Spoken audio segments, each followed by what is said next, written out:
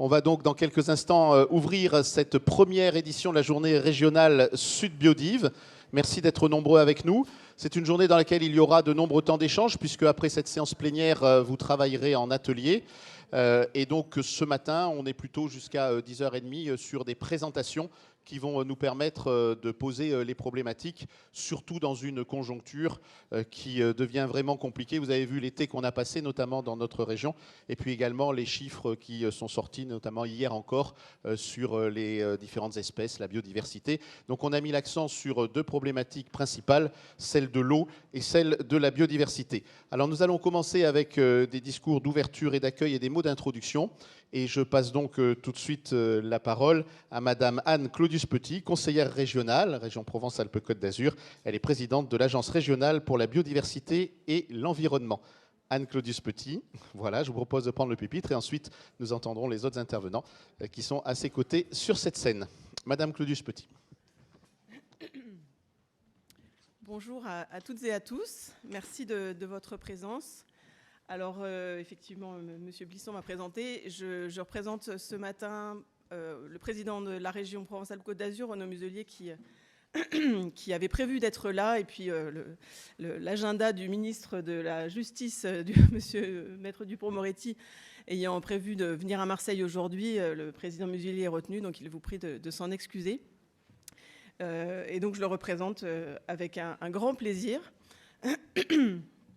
Je suis sûre qu'on va arriver à faire venir les gens qui font la queue. On est nombreux et c'est plutôt gratifiant pour toute l'équipe qui a organisé, à la fois celle de l'Arbre et les services de la région qui a organisé cette belle journée. Donc, je suis vraiment très heureuse de nous voir aussi nombreux aujourd'hui parce que c'était l'un des objectifs de cette journée. La région Sud, avec ses partenaires, l'Office français de la biodiversité, l'ADREAL, l'Agence de l'eau et l'Agence régionale pour la biodiversité et l'environnement, souhaitait pouvoir réunir les différents acteurs œuvrant pour la préservation de l'eau et de la biodiversité, qu'ils soient collectivités, gestionnaires d'espaces naturels, associations ou entreprises, se réunir pour faire le point, partager et ainsi collaborer pour aller plus loin. Cette journée, c'est aussi l'occasion, à travers la cérémonie des labels qui se tiendra en fin d'après-midi, de valoriser les territoires engagés de notre région qui permettent d'expérimenter, de montrer l'exemple et ainsi de donner envie à d'autres d'agir.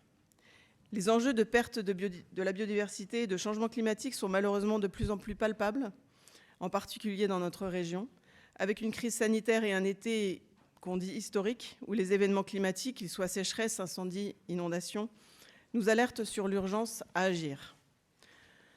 Notre région a une responsabilité particulière car nous sommes l'un des 25 hotspots mondiaux, points chauds en matière de biodiversité, ce qui signifie que nous avons une nature à la fois très riche et particulièrement menacée. Or, cette nature nous nourrit, nous soigne, nous émerveille, elle a une valeur inestimable. Comme vous le savez, le président Renaud Muselier a souhaité dès 2017 faire de la transition écologique le cœur des politiques régionales grâce au plan climat Une COP d'avance, devenu en 2021 pour le reste le nouveau mandat, le plan climat Gardons une COP d'avance. Il a ainsi affiché l'ambition d'un mandat 100% climat positif. Et c'est dans ce cadre que la région a voté en 2019 un schéma régional d'aménagement, de développement durable et d'égalité des territoires, de son petit nom le SRADET, document planificateur ambitieux pour l'avenir de nos territoires. Au regard des récentes évolutions législatives, ce schéma est en cours de modification en s'appuyant sur une concertation avec les partenaires territoriaux de la région. Cette modification concernera dès 2024 la baisse du rythme de la consommation d'espaces agricoles, naturels et forestiers agricoles à horizon 2031 et s'inscrira dans la trajectoire de zéro artificialisation nette pour 2050. C'est dans ce cadre aussi, avec un rôle de chef de file biodiversité, que la région mène aujourd'hui de nombreuses actions en lien avec ses partenaires en matière de préservation de la biodiversité et d'intervention au travers de la création d'aires protégées, par exemple, comme le 9e parc naturel régional, celui du Mont Ventoux, un programme ambitieux, zéro déchet plastique en Méditerranée, un schéma régional d'orientation pour une utilisation raisonnée et solidaire de l'eau, une charte régionale de l'eau, pour ne citer que ces exemples. Pour amplifier ces actions, la région sait qu'elle peut s'appuyer sur l'Agence régionale pour la biodiversité et l'environnement, que j'ai le plaisir et l'honneur de présider. Cette agence permet d'accompagner les territoires au travers tout d'abord de l'animation d'observatoires de la biodiversité et de l'eau pour suivre l'évolution de la nature et sensibiliser les décideurs aux enjeux de l'eau. La sensibilisation et la formation des acteurs aux enjeux biodiversité et eau. L'animation de réseaux de gestionnaires d'espaces naturels et de milieux aquatiques.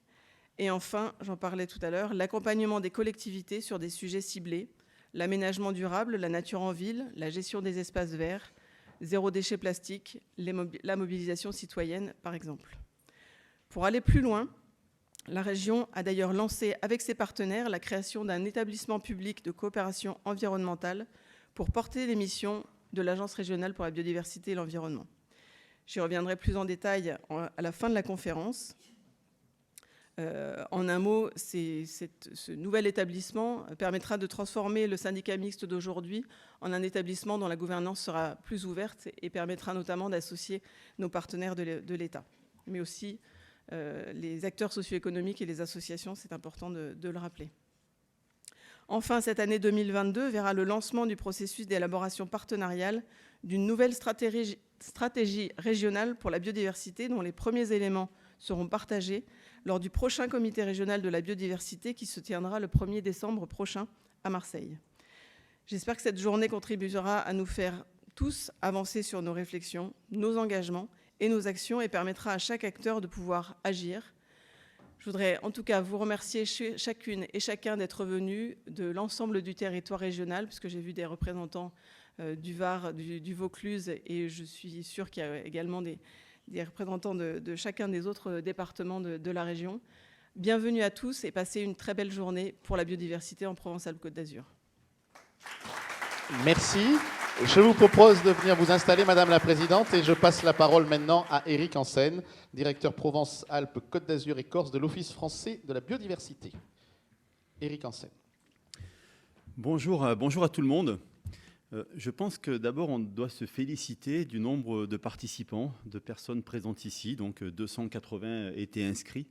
Donc de nombreuses personnes autour de la biodiversité. Voilà, ça fait chaud au cœur et ça rappelle toute l'importance de ce sujet pour l'ensemble de la société. Je souhaite vraiment remercier la RBE et notamment sa présidente, donc Anne-Claudius Petit, pour l'organisation de cette journée qui est une première, mais sûrement pas une dernière. Enfin, en tout cas, je pense que ça probablement, ce sera un rendez-vous un peu incontournable et en tout cas, je le souhaite. Donc, notre qualité de vie est directement dépendante du bon état de la biodiversité et des services qu'elle nous rend. Notre alimentation, notre santé, nos ressources naturelles, dont l'eau, l'air, les matières premières que nous utilisons, ces zones humides, ces forêts, ces haies qui nous sécurisent par rapport aux événements de plus en plus extrêmes que sont les inondations, les tempêtes, les canicules. Tout nous lie à la biodiversité dont notre vie dépend. Et la sécheresse que nous avons connue cet été est toujours aujourd'hui d'ailleurs, on est toujours en situation de sécheresse très importante en région Provence-Alpes-Côte d'Azur, nous rappelle une triste réalité. Se mobiliser collectivement et chacun à son niveau est la clé pour anticiper les risques d'atteinte et endiguer cette perte de biodiversité, dont la perte de notre capital vie. L'Office français de la biodiversité donc, est un établissement public de l'État qui est tout récent, qui a été créé donc, en janvier 2020, avec comme ambition et raison d'être de préserver la biodiversité en métropole et dans les Outre-mer. Avec 3 missions principales: développer la connaissance, mobiliser les acteurs de la société et effectuer des contrôles de police de l'environnement. Dans le cadre de cette journée régionale consacrée à la biodiversité et sa préservation, donc, qui nous réunit tous aujourd'hui, il nous a paru important de mettre en avant plusieurs dispositifs de mobilisation qui concernent tous les acteurs de la société, de l'élève à l'élu, en passant par le chef d'entreprise, les bénévoles des associations ou encore le citoyen, tous engagés, tous concernés. Vous l'aurez compris, si l'Office français de la biodiversité est peut-être plus connu pour ses missions de police, ce n'est qu'une partie de ses missions, bien évidemment, et qui est peut-être la plus visible localement. Que de mieux que l'engagement volontaire? Il est celui qui permet facilement de passer à l'action en opposition aux obligations réglementaires. Ainsi, les acteurs engagés rentrent dans un cercle vertueux permettant d'éviter les atteintes diverses aux espèces et habitats naturels et limiter l'érosion de la biodiversité. Cet engagement permet d'éviter de mettre en œuvre les actions de police qui bien souvent arrivent après l'impact, la destruction, le dérangement, la perturbation. Il est clair qu'il vaut mieux prévenir plutôt qu'intervenir après. Et peut-être que quand on arrive au stade de la verbalisation, peut-être qu'on n'a pas été très bon en amont, et en tout cas, c'est une vraie réflexion qu'il faut qu'on ait. Avec ces journées de mobilisation d'une grande diversité d'acteurs, élus, techniciens, bénévoles, étudiants, chefs d'entreprise, autour de la biodiversité, nous pouvons espérer que les expériences qui vont être partagées aujourd'hui, que les échanges qui vont être nourris, que les prises de contact qui vont être faites donneront lieu à de nouveaux engagements ou à des engagements renouvelés pour démultiplier les actions de préservation de la biodiversité en Provence-Alpes-Côte d'Azur. Notre action collective et massive est la seule à pouvoir donner des résultats. Il n'y a que tous ensemble que nous pourrons arriver à freiner cette perte de biodiversité. Demain, avec l'implication renforcée des métropoles, des départements, nous pourrons, au sein de l'EPCE, dont a parlé Anne-Claudius-Petit, donc futur statut de la RBE, nous permettra d'encore plus démultiplier cet engagement, parce que la mobilisation des citoyens, des collectivités et des entreprises est vraiment indispensable pour préserver la biodiversité des territoires où nous vivons et ainsi garantir santé, sécurité et bien-être à tous. Voilà, merci. Merci beaucoup, Éric Hansen. Je passe maintenant la parole à Madame Annick Mièvre, directrice de la délégation Provence-Alpes-Côte d'Azur et Corse de l'Agence de l'eau Rhône-Méditerranée-Corse. Annick Mièvre. Merci, bonjour à tous. Alors aujourd'hui, je pense qu'on peut dire que la prise de conscience autour du changement climatique, elle est là. Et malheureusement, je pense que la prise de conscience autour de l'impact de l'érosion de la biodiversité, elle n'est pas encore là. Alors aujourd'hui, on peut se réjouir quand même d'être aussi nombreux effectivement à cette journée, mais il faut aussi se dire qu'on est quand même entre acteurs aujourd'hui convaincus. Et pourtant, cette érosion de biodiversité, elle fait courir un risque tout simplement majeur pour l'homme, puisque l'homme, comme ça a été bien redit par Éric Hansen, il dépend complètement de cette biodiversité. Donc aujourd'hui, opposer l'homme à la biodiversité, comme on l'entend souvent, n'a plus aucun sens, on le sait, et est même dangereux. Alors on sait que la menace qui pèse sur la biodiversité, elle est due aux activités de l'homme, mais en plus elle est amplifiée par les effets du changement climatique. Et on sait aujourd'hui qu'on ne pourra agir sur ces deux menaces pour la planète et pour notre avenir qu'en les prenant ensemble, puisqu'on peut avoir des actions en faveur du climat qui pourraient être néfastes pour la biodiversité et vice-versa. Mais en plus, on sait aujourd'hui que les actions de restauration de la biodiversité peuvent contribuer fortement à lutter contre les dérèglements du changement climatique, et particulièrement dans le domaine de l'eau et des milieux aquatiques que l'Agence de l'eau représente, puisqu'on parle beaucoup, évidemment, dans cette période de sécheresse que nous avons vécue et que nous vivons encore, des enjeux de stockage de l'eau. Eh bien, la nature a tout prévu, puisque les nappes souterraines, quand elles sont connectées à leurs cours d'eau, quand on a des cours d'eau qui fonctionnent naturellement, eh bien, ces nappes, elles se rechargent toutes seules quand il pleut beaucoup l'hiver, de toute cette eau dont on ne sait que faire et qui génèrent malheureusement souvent des inondations dramatiques. De la même façon, les zones humides qui ont longtemps été asséchées pour pouvoir construire, particulièrement dans notre région, on sait qu'elles sont un stockage naturel et très efficace de l'eau. L'eau est stockée l'hiver et est relarguée l'été pour soutenir l'étiage de nos cours d'eau. Et sans parler du fait que les zones humides sont aussi des stockages de carbone et qui donc contribuent également à limiter les impacts du changement climatique. Et puis on peut parler aussi de notre herbier de Posidonie, donc là on est sur une biodiversité plus marine, mais qu'on appelle le poumon de la Méditerranée pour plusieurs raisons. Mais pourquoi le poumon ? Parce qu'il stocke ce carbone aussi, mais aussi au-delà de ça, il joue un rôle de frayère, un rôle de protection et de reproduction pour toute la biodiversité marine. Donc aujourd'hui, j'ai commencé de façon un peu dramatique, mais on sait que les solutions, elles existent. Et on sait que ces solutions, pour qu'elles soient efficaces et pérennes, il faut qu'elles soient fondées sur la nature. C'est pour ça que l'Agence de l'eau, elle porte une politique ambitieuse en la matière.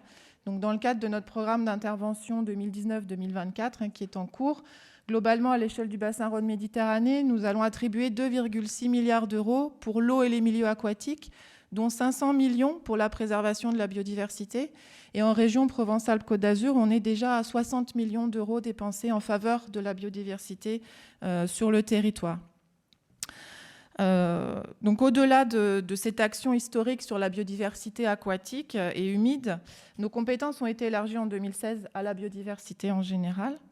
Donc pour la biodiversité marine, l'accent est remis particulièrement sur la reconquête de cet herbier de Posidonie, sa préservation, via notamment l'organisation des mouillages. Et pour la biodiversité terrestre, on a fait le choix de s'intéresser aux espèces qui ont besoin du cycle de l'eau dans leur cycle de vie. Donc vous allez me dire, tout le monde a besoin de l'eau dans son cycle de vie, mais il y a des espèces qui effectivement effectuent une partie de leur cycle de vie dans le milieu humide ou aquatique. Et donc nous travaillons sur ces espèces-là en favorisant donc ce qu'on appelle la trame turquoise, qui fait le lien entre la trame bleue et la trame verte, pour recréer les corridors écologiques nécessaires au cycle de vie complet de ces espèces. Et pour ce faire, donc, on mobilise 55 millions d'euros entre 2019 et 2024 sur l'ensemble du bassin Rhône-Méditerranée, via des appels à projets que nous lançons tous les ans au 1er novembre. Donc on a à nouveau un appel à projet qui va être lancé le 1er novembre prochain, avec 10 millions d'euros mobilisés en 2022 et la même ambition pour l'année 2023.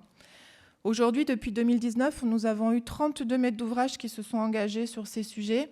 C'est bien, et évidemment, ce n'est pas assez. Donc, on attend beaucoup de vous pour répondre à cet appel à projet, puisque les moyens sont là. Nous ne saturons pas nos enveloppes, donc c'est vraiment un appel à agir. Et on soutient des actions. On l'a dit, l'urgence, c'est l'action. Donc, on privilégie particulièrement les projets qui permettent de mettre en place des travaux. Alors en résumé, Anne-Claudius Petit l'a dit aussi, on a une conjonction, une gravité des événements qui se cumulent. On l'a vécu tout particulièrement cet été dans le domaine de l'eau, avec cette sécheresse, cette canicule qui l'amplifie, ces incendies. Donc tout ça nous montre l'urgence à agir. Je répète, mais c'est vrai que c'est le leitmotiv de tous les acteurs ici, de la RBE en premier, de l'Office français de la biodiversité, de l'État. Il faut vraiment qu'on se dise aujourd'hui, on n'a plus le temps, on passe à l'action. La biodiversité, c'est notre assurance-vie. Il faut vraiment qu'on retienne ça. Et encore une fois, on n'a pas à opposer l'homme à la biodiversité. L'homme fait partie de la biodiversité. Donc il est primordial de réussir à la préserver, de la restaurer autant que faire se peut, pour qu'on soit plus résilient, comme on dit aujourd'hui, face aux effets de ce changement climatique. Je remercie donc particulièrement la RBE, l'ensemble des partenaires de la RBE, la région Sud évidemment, pour l'organisation de cet événement, donc qui va permettre de mettre en lumière l'articulation et la cohérence de nos politiques biodiversité, puisque nous sommes divers acteurs, et vous êtes divers acteurs qui œuvront tous ensemble en faveur de la biodiversité à l'échelle de la région, tout en montrant aussi le lien avec les autres politiques transversales qui sont indissociables, comme l'aménagement du territoire, qui bien sûr est un enjeu particulier pour ou faire peser une menace, ou au contraire préserver et restaurer cette biodiversité. Donc c'est seulement cette approche globale et transversale qui nous permettra d'éviter de reproduire les erreurs du passé et donc de faire face pleinement aux défis qui nous attendent. Donc je nous souhaite à tous des échanges très fructueux en ce sens aujourd'hui. Merci. Merci Annick Mièvre. Je passe la parole maintenant à Hélène Souan, qui est chef de service biodiversité à la DREAL, la Direction régionale de l'environnement, de l'aménagement et du logement en Provence-Alpes-Côte d'Azur. Hélène Souan. Merci, bonjour à tous. Je voudrais commencer par vous prier d'excuser l'absence de ma directrice adjointe, Madame Bazerque, qui avait prévu de faire l'introduction aujourd'hui pour le compte de la DREAL et de l'État, mais qui a été retenue par une autre urgence, ce qui me donne le plaisir d'être parmi vous aujourd'hui. Je voudrais pour ma part revenir sur cette notion de hotspot de biodiversité qu'est notre région Provence-Alpes-Côte d'Azur et qui est un hotspot, il faut le souligner, à la fois terrestre mais aussi marin. C'est une richesse qui est incroyable, c'est une richesse qui est source d'aménité, mais c'est une richesse qui est aussi fragilisée. Fragilisée par des phénomènes, par des dynamiques naturelles, mais aussi par des dynamiques et des phénomènes anthropiques. Alors face à ça, quels sont nos leviers d'action ? Assez classiquement, on pense d'abord aux aires protégées. Et c'est vrai que notre région est particulièrement bien dotée en aires protégées. La question qui se pose, c'est qu'est-ce qui se passe en dehors de ces aires protégées ? Et comment est-ce qu'on peut collectivement agir pour que la préservation, la valorisation, l'utilisation durable de la biodiversité ne soit pas restreinte qu'à certaines portions mécaniquement limitées du territoire, mais irrigue bien, et ça a été très bien dit, notamment par Madame Claudius Petit, l'ensemble de nos actions et de nos politiques. Alors comme levier d'action, il y a d'abord la connaissance. On ne peut pas protéger on ne peut pas restaurer, on ne peut pas valoriser si on ne connaît pas. Et je pense qu'on peut se féliciter du collectif qu'on a à l'échelle régionale autour de ce sujet de connaissance et du nombre d'acteurs qui se mobilisent non seulement pour la produire, mais aussi pour la partager. Et je pense en particulier à notre dispositif Silène, que nous copilotons avec la région, et qui est vraiment une source de partage libre de tout ce que les uns et les autres peuvent produire comme connaissance sur la présence d'espèces sur notre territoire, qui est réellement le préalable pour ensuite guider une action raisonnée, une action efficace sur la biodiversité, qu'il s'agisse d'éviter de détruire ou qu'il s'agisse de protéger et restaurer.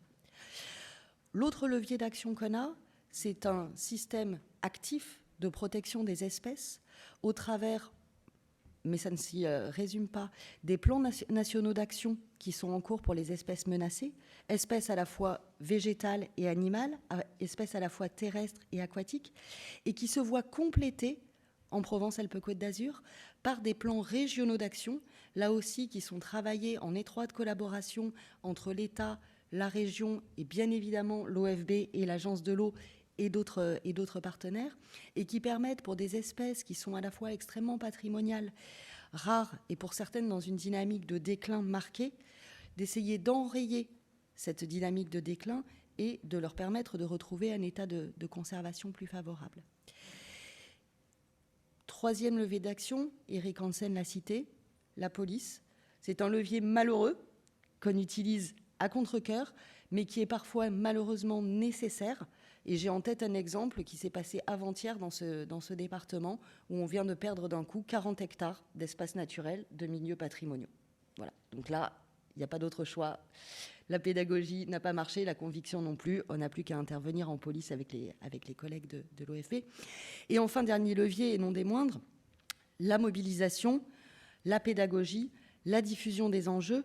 Et c'est tout l'intérêt d'une journée comme celle-ci, pour nous, pour la DREAL, de dépasser le cercle qui est certes étoffé d'acteurs qui sont très mobilisés au quotidien pour la biodiversité, les gestionnaires d'espaces naturels, les établissements publics de l'État, les associations, les collectivités, pour élargir et vraiment essayer de toucher l'ensemble des acteurs qui, de près ou de loin, peuvent interagir avec cette biodiversité et participer à son maintien et à son utilisation durable. Donc je voudrais conclure encore une fois en remerciant très chaleureusement l'Agence régionale pour la biodiversité et l'environnement, sa présidente, sa directrice Audrey Michel et toute l'équipe qui ont œuvré sans relâche pour organiser cette journée qui est, comme le disait Eric Hansen, dans un format nouveau et dont j'espère moi aussi que ce n'est que la première d'une série qui sera longue. Je vous remercie et je vous souhaite d'excellentes discussions. Merci madame, merci Hélène Souhan. Je vais vous proposer à tous les quatre de redescendre en salle puisque nous allons passer à une deuxième phase de cette séance plénière avec l'intervention dans un instant donc de Corinne Dragon. Je vais appeler quand même tout de suite les participants à la table ronde qui suivra, comme ça ils seront donc avec Corinne sur le plateau.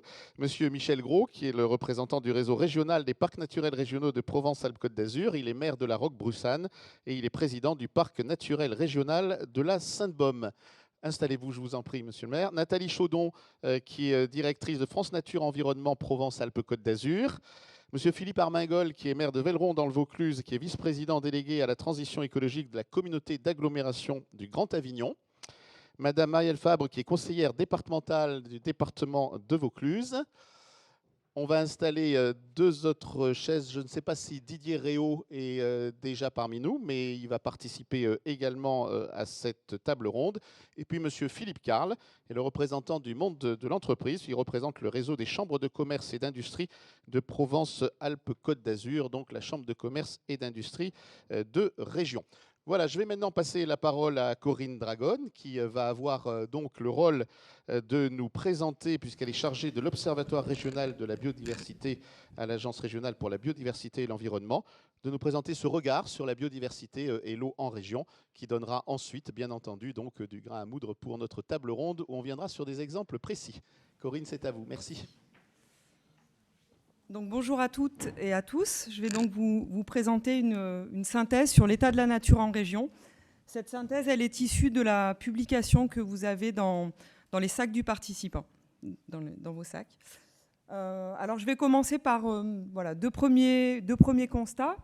Le premier, il est extrêmement positif. Hein, c'est que nous avons en région Provence-Alpes-Côte d'Azur un patrimoine naturel extrêmement riche et diversifié, avec une grande diversité de milieux terrestres, aquatiques, marins. Vous avez quelques illustrations à l'écran, c'est loin d'être exhaustif, bien évidemment. Et puis associé à toute cette palette de milieux, eh bien, on a une très forte richesse, un très grand nombre d'espèces différentes, qu'elles soient animales ou végétales, qui vivent sur notre territoire. Regardez les chiffres à l'écran, hein, ce sont les proportions par rapport à la France métropolitaine, c'est impressionnant. On a par exemple 85% des oiseaux nicheurs de France métropolitaine qui sont présentes sur notre territoire. Et d'ailleurs, on est la première région de France métropolitaine en nombre d'espèces présentes sur notre territoire. Donc déjà, tout ça, ça nous donne une responsabilité collective, régionale, dans la préservation de ce patrimoine naturel qui nous fournit, ça a été évoqué en introduction, hein, tout un panel de services qui sont indispensables à notre survie et à notre bien-être. Parce que nous, on est au milieu de tout ça, hein, on est 5 millions d'habitants, Provence-Alpes-Côte d'Azur, et on est d'ailleurs la 3e région de France la plus densément peuplée. Ensuite, un second constat, c'est que la biodiversité, elle est en déclin. Il y a différents résultats de rapports ou d'études à différentes échelles. Vous avez des exemples à l'écran, à l'échelle planétaire, nationale, également à l'échelle de la Méditerranée. Et la cause de ce déclin, eh bien, ce sont les activités humaines, hein, qui vont exercer un certain nombre de pressions sur les milieux, sur les espèces. Et bien sûr, ces pressions, elles sont aussi à l'œuvre en région Provence-Alpes-Côte d'Azur. Donc on va regarder ça d'un petit peu plus près. On va partir déjà de l'occupation du sol en région. L'État en 2018, vous l'avez à l'écran, on a un peu moins de 9% de sols artificialisés. Le reste se décline en sols agricoles, en sols naturels et puis en sols forestiers. Et il y a également des zones humides, 3720 zones humides inventoriées en 2021. Si on regarde maintenant les aspects dynamiques sur un pas de temps long, hein, en 36 années, c'est assez flagrant. Hein. Il y a une forte progression des sols artificialisés, de plus de 106%, et on est bien supérieur à la moyenne métropolitaine, qui est plus de l'ordre de 70%. Pardon. Et ça s'accompagne bien d'une régression des sols agricoles, des sols naturels, et puis on a aussi une progression des sols boisés qui est liée à une évolution naturelle, libre de sols agricoles ou de sols naturels. Si on regarde maintenant un peu plus finement la consommation des espaces naturels, agricoles et forestiers dans notre région, ça c'est issu des fichiers fonciers. Donc il y a une part qui n'est pas prise en compte, c'est la consommation liée aux voies publiques et aux organismes publics. Donc on a plus de 17 400 hectares qui ont été consommés dans notre région entre 2009 et 2021, c'est beaucoup. Et puis, vous avez à l'écran voilà, comment se distribue à l'échelle régionale cette consommation des espaces. Et on voit bien qu'il y a une forte pression sur les milieux, sur à peu près 40% du territoire régional, sachant néanmoins que l'ensemble du territoire reste concerné. Il y a très peu, finalement, de territoires qui n'ont pas consommé d'espace sur ce pas de temps-là. Ça, c'est une approche quantitative. Ce n'est pas suffisant parce qu'un hectare consommé au mauvais endroit, dans un secteur riche en biodiversité, eh bien les impacts y seront importants. Donc il est nécessaire d'avoir une approche plus qualitative au niveau des territoires, basée sur la connaissance, sur les enjeux de biodiversité, sur les corridors écologiques, pour pouvoir prendre en compte tout ça dans le cadre des opérations d'aménagement, pour limiter les impacts, quitte à déplacer ces opérations ou éventuellement les annuler. Après, la destination de ces surfaces consommées, c'est en priorité pour l'habitat, pour l'habitation, donc des zones résidentielles, de lotissement, 64%, et puis 29% pour les activités, zones commerciales, zones industrielles. Là, on est dans des proportions qui sont similaires à la moyenne métropolitaine. Après, il y a une faible proportion pour des usages mixtes. Donc l'enjeu, c'est vraiment de limiter la consommation des espaces pour préserver notre patrimoine naturel, mais aussi préserver notre cadre de vie, nos paysages régionaux, et puis maintenir la résilience de notre territoire face aux risques naturels et face au changement climatique. Après, un dommage collatéral de la destruction des milieux, de la consommation des milieux, eh bien, c'est leur fragmentation. Et cette fragmentation, elle est aussi défavorable aux espèces dans l'accomplissement de leur cycle de vie. Alors là, vous avez, je ne vais pas rentrer dans des détails techniques, un indicateur de fragmentation des espaces naturels terrestres en région. C'est un indicateur généraliste, on ne prend pas en compte une espèce en particulier, mais ça montre en fait par maille sur le territoire régional les secteurs où les espaces naturels sont les plus morcelés, les plus fragmentés. Et donc, il est absolument nécessaire de pouvoir, dans le cadre de l'aménagement du territoire, préserver les corridors écologiques, voire restaurer les corridors écologiques pour maintenir la fonctionnalité des écosystèmes, le bon état de santé des écosystèmes. Et puis un autre dommage collatéral, la consommation des espaces, c'est aussi une source de fragmentation, c'est la pollution lumineuse nocturne. Alors là, on n'est pas sur une fragmentation physique, comme précédemment, avec une zone urbanisée ou une route. Néanmoins, c'est une source de fragmentation qui a vraiment des impacts multiples sur les espèces. Ça, c'est lié au phénomène d'attraction, répulsion. Tous les groupes biologiques sont concernés, des invertébrés, des vertébrés, d'autant que énormément d'espèces sont actives exclusivement ou partiellement la nuit. Et cette pollution lumineuse, regardez le chiffre, plus 95% à l'échelle métropolitaine en 25 ans, c'est énorme. Donc il y a un réel enjeu à éclairer mieux. Ou pas. Pour rester sur le registre des pollutions, on peut s'intéresser à la pollution chimique des cours d'eau. Elle est bien observée, elle est bien suivie sur les cours d'eau en région, où les résultats montrent en 2019 que les molécules organiques issues des activités humaines, de la combustion de fioul, d'essence, eh bien, ces molécules, elles sont la première cause de pollution chimique des cours d'eau en région, et ce sont aussi les substances les plus toxiques. Alors, leur concentration, elles ont tendance à diminuer au fil des années. Néanmoins, dans certains secteurs, elles restent encore très importantes. On peut regarder aussi au niveau des pesticides, le glyphosate, son métabolite de dégradation qui reste les plus détectés dans les cours d'eau. Et puis au sein des micropolluants émergents, on a aussi les produits pharmaceutiques. Ça va être des résidus de stéroïdes, d'hormones qui sont aussi les plus observés, les plus détectés. Alors ça, c'est des faibles concentrations. C'est lié aussi à l'amélioration des connaissances en termes de paramètres mesurés sur les cours d'eau, en termes de données acquises. Ça ne veut pas dire qu'il n'y en avait pas avant, c'était juste qu'ils n'étaient pas mesurés. Et ça impacte les organismes aquatiques, notamment la reproduction des poissons, des amphibiens.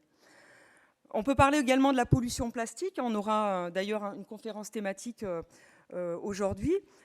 Elle contamine l'ensemble des milieux, qu'ils soient terrestres, marins, aquatiques. D'ailleurs, 80% des déchets en mer sont d'origine terrestre. On va les retrouver à la surface, dans la colonne d'eau, au fond, dans les sédiments. D'ailleurs, des campagnes de prospection des fonds marins ont montré qu'il y avait de grosses zones d'accumulation de déchets à l'aplomb des grandes métropoles du littoral régional ou de villes très touristiques. Et il y a 80 à 85% des déchets marins qui sont constitués de plastique, avec des impacts multiples, directs ou indirects sur les espèces. Pareil, ça peut être des invertébrés, des oiseaux marins, des mammifères. Donc un enjeu vraiment à limiter les apports en contaminants, notamment au niveau des milieux aquatiques ou des milieux marins. Après, une autre pression, le territoire régional, il reste sensible aux invasions biologiques.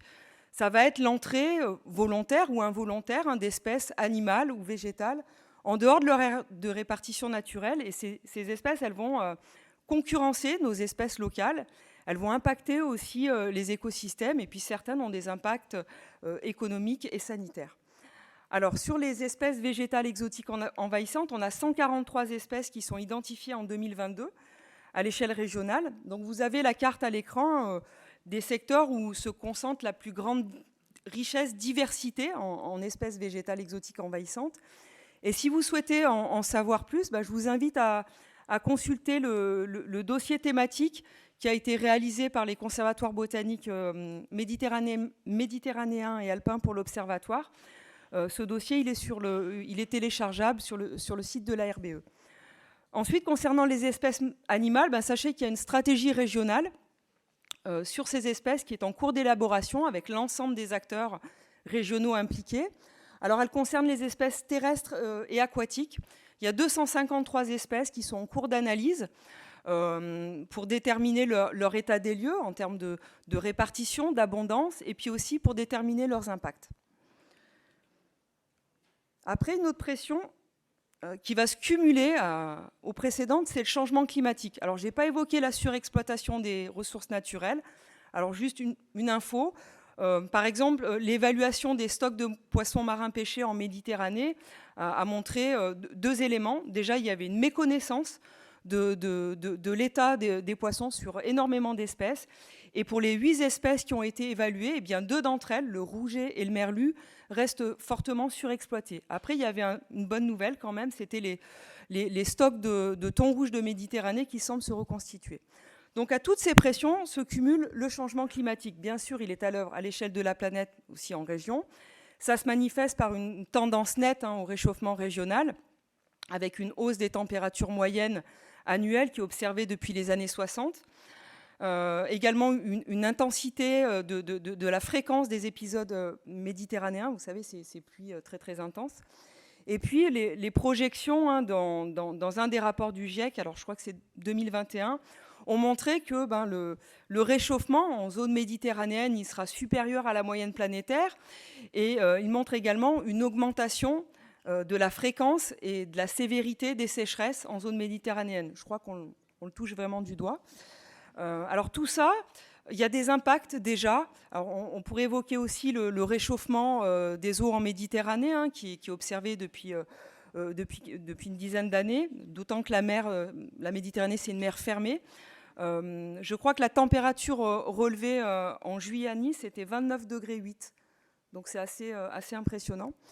Donc il y a des impacts déjà qui sont visibles en région sur des cortèges d'espèces, sur des espèces qui vont faire évoluer leur aire de distribution en latitude ou en altitude. C'est le cas par exemple de communautés d'orthoptères ou d'espèces de papillons. Et puis c'est le déplacement vers le nord de la Méditerranée d'espèces marines. C'est un signe d'une méridionalisation de la Méditerranée. Et puis, c'est les milieux d'altitude qui verdissent. Il y a un vaste programme à l'échelle alpine dont les premiers résultats ont montré vraiment que, notamment au niveau du Mercantour, c'était considéré comme un hotspot de verdissement à l'échelle alpine. Et puis, quel avenir aussi pour nos espèces d'affinité plus froide, thermophobes, qu'elles soient terrestres ou marines. Vous avez là à l'écran l'exemple de la gorgone blanche, mais il y a aussi toutes les espèces terrestres alpines. Alors maintenant, comment globalement on peut appréhender l'état de santé de la biodiversité dans notre région? Alors on peut s'intéresser au bilan dressé par les listes rouges régionales des espèces menacées de disparition. Là, vous avez pour chaque liste rouge le nombre d'espèces menacées de disparition. Alors, il y a une 7e liste rouge qui est sortie récemment. Je n'ai pas intégré encore les éléments. Voilà. Alors, par exemple, on a 82 espèces d'oiseaux nicheurs qui sont menacées de disparition sur 255 espèces évaluées. C'est intéressant aussi de voir, lorsqu'une liste rouge est mise à jour, comment ça évolue. Et par exemple, pour la liste rouge des oiseaux nicheurs qui a été mise à jour en 2020, eh bien, la part des oiseaux menacés de disparition dans notre région a progressé. Donc ça, c'est un enseignement. C'est le cas aussi pour les libellules. On a 8 espèces menacées de disparition et avec la mise à jour de la liste rouge, eh bien, pour 3 espèces, leur état de conservation s'est dégradé. Donc on a aussi 3 espèces de reptiles menacées, comme la tortue d'Hermann, environ 10% de la flore régionale. Donc globalement, tout ça, ça nous renseigne sur la disparition, sur la dégradation des habitats des espèces. Après, on peut regarder aussi l'évolution des oiseaux communs. Les oiseaux, ils sont bien suivis depuis longtemps, notamment au travers du programme Stock, c'est le suivi temporel des oiseaux communs, où à l'échelle nationale, les résultats montrent une chute vraiment des effectifs d'oiseaux depuis 1989. Souvenez-vous, en 2018, du cri d'alarme des scientifiques, le silence des oiseaux dans nos campagnes, c'est toujours d'actualité. Et ce déclin, il est également constaté en région Provence-Alpes-Côte d'Azur avec une baisse des effectifs des oiseaux communs, qu'ils soient généralistes ou plus inféodés à un certain type de milieu. Donc ça nous renseigne aussi sur une dégradation de la qualité des habitats en termes de ressources alimentaires disponibles, de sites de nidification disponibles. Donc derrière tout ça, l'enjeu, c'est de d'assurer, de poursuivre la conservation de nos espèces les plus menacées, hein, notamment au travers de plans nationaux d'action ou de leur déclinaison régionale, mais c'est aussi préserver ces espèces communes qui font partie de notre quotidien, puis qui finalement sont de moins en moins abondantes. On peut regarder aussi à l'échelle en mer avec les habitats marins côtiers, donc les herbiers de Posidonie, un écosystème pivot de la Méditerranée, qui sont lourdement impactés par la pression de mouillage des bateaux de plaisance, qui causent vraiment les ancres vont causer de gros dommages physiques dans les herbiers. Et puis notre littoral régional, il est très attractif et il est très sensible. Vous avez à l'écran, pour 3 secteurs sensibles justement de notre littoral, les surfaces d'herbiers perdus. Alors là, il y a un début de bonnes nouvelles. En 2021, il y a a priori une diminution du nombre de mouillages sur les herbiers de Posidonie sur le littoral. Donc sans doute un impact positif de l'évolution de la réglementation à ce sujet. Et puis, en 2018, vous avez présenté les résultats de l'indice Région Vivante. C'est un indice qu'on construit avec la Tour du Valat et qui permet de suivre l'état de santé de la biodiversité en région. Il est basé sur les tendances d'évolution des populations de vertébrés. Et en fait, nos premiers résultats, donc sur la période 2000-2015, avaient montré que la biodiversité se maintenait à l'échelle régionale, mais néanmoins, on avait des situations qui étaient très contrastées en fonction des grands écosystèmes et en fonction des grands territoires. Donc sachez qu'on est en train de mettre à jour, toujours avec la Tour du Valat, et puis aussi avec les contributions des acteurs régionaux qui mettent en œuvre des suivis faunistiques. Alors je sais qu'il y a certains acteurs qui sont présents là, dans l'Assemblée. On aura les résultats en fin d'année et on espère bien pouvoir vous les diffuser à l'occasion d'une journée ou d'un webinaire au premier trimestre 2023. Donc vous l'aurez compris, la biodiversité elle reste sous tension dans notre région. Les pressions sautent à l'œuvre. Néanmoins, pour être un peu plus positive, on a quand même quelques bonnes nouvelles, notamment sur la progression des aires protégées dans notre région. Depuis 2017, une réserve naturelle régionale, 2 parcs naturels régionaux qui ont été créés. C'est vrai ça a été évoqué en introduction, un panorama régional qui est extrêmement riche et diversifié, avec des parcs nationaux, des réserves nationales, régionales, des sites du Conservatoire du littoral. D'ailleurs, 59% du territoire est en aire protégée, dont 6,7 en aire protégée forte, par exemple les cœurs de parcs nationaux. Là, on est dans des proportions qui sont bien supérieures à la moyenne nationale, métropole plus outre-mer, et ça témoigne quand même d'un engagement des acteurs à préserver ce patrimoine naturel exceptionnel. L'idée, c'est que ce réseau des aires protégées, il soit représentatif de l'ensemble des écosystèmes et des espèces présentes dans notre région. Une autre bonne nouvelle, c'est la stabilisation de l'état écologique des cours d'eau. En 2019, 62% des cours d'eau en région sont en bon ou en très bon état. À noter également l'amélioration des connaissances sur les cours d'eau en termes de paramètres mesurés, en termes de données acquises. Et puis les principaux cours d'eau en région qui sont couverts par une politique partenariale de gestion de l'eau avec 11 schémas d'aménagement et gestion des eaux, 28 contrats de milieu, donc des outils qui permettent notamment de prendre en compte les zones humides, les milieux aquatiques, avec par exemple des opérations de restauration de zones humides. Et puis enfin, j'accélère peut-être un petit peu. Non, ça va, alors je reste. Je parle déjà vite. Pourquoi pas J'ai bientôt fini. Une dernière bonne nouvelle, ça a été aussi évoqué en introduction, c'est l'amélioration en continu des connaissances sur la biodiversité en région. L'acquisition de connaissances, le partage de ces connaissances, c'est vraiment le préalable indispensable pour que la biodiversité soit prise en compte dans nos activités, dans l'aménagement du territoire. Et c'est vrai qu'on a une mobilisation de nombreux acteurs de différents horizons en région. Ça peut être des organismes publics, des collectivités, des associations, des bénévoles, des bureaux d'études. Et puis c'est aussi la valorisation et le partage efficace de ces connaissances au travers de différents outils. J'ai évoqué les listes rouges tout à l'heure. On a également la plateforme Silène qui permet de de rassembler plus de 10 millions de données faunistiques et floristiques. On a également l'inventaire des SNIEF, la plateforme InvMed sur les espèces végétales exotiques envahissantes, et puis c'est aussi la diffusion sous forme d'atlas web cartographique de ces éléments-là. Vous avez 3 exemples à l'écran. Voilà, j'en resterai là pour cette petite synthèse. Simplement, voilà, vous aurez d'autres informations dans la publication de l'Observatoire régional de la biodiversité et de ses partenaires Regard sur la nature 2021. C'est le 4e millésime qui est produit par l'Observatoire. Juste 2 petits éléments. Le chiffre que je vous ai présenté sur la consommation des espaces, il a été actualisé. Donc ce n'est pas une erreur dans le document, c'est juste que là, voilà, cet été, les données 2021 ont été mises en ligne. Donc là, vous avez voilà, des données actualisées.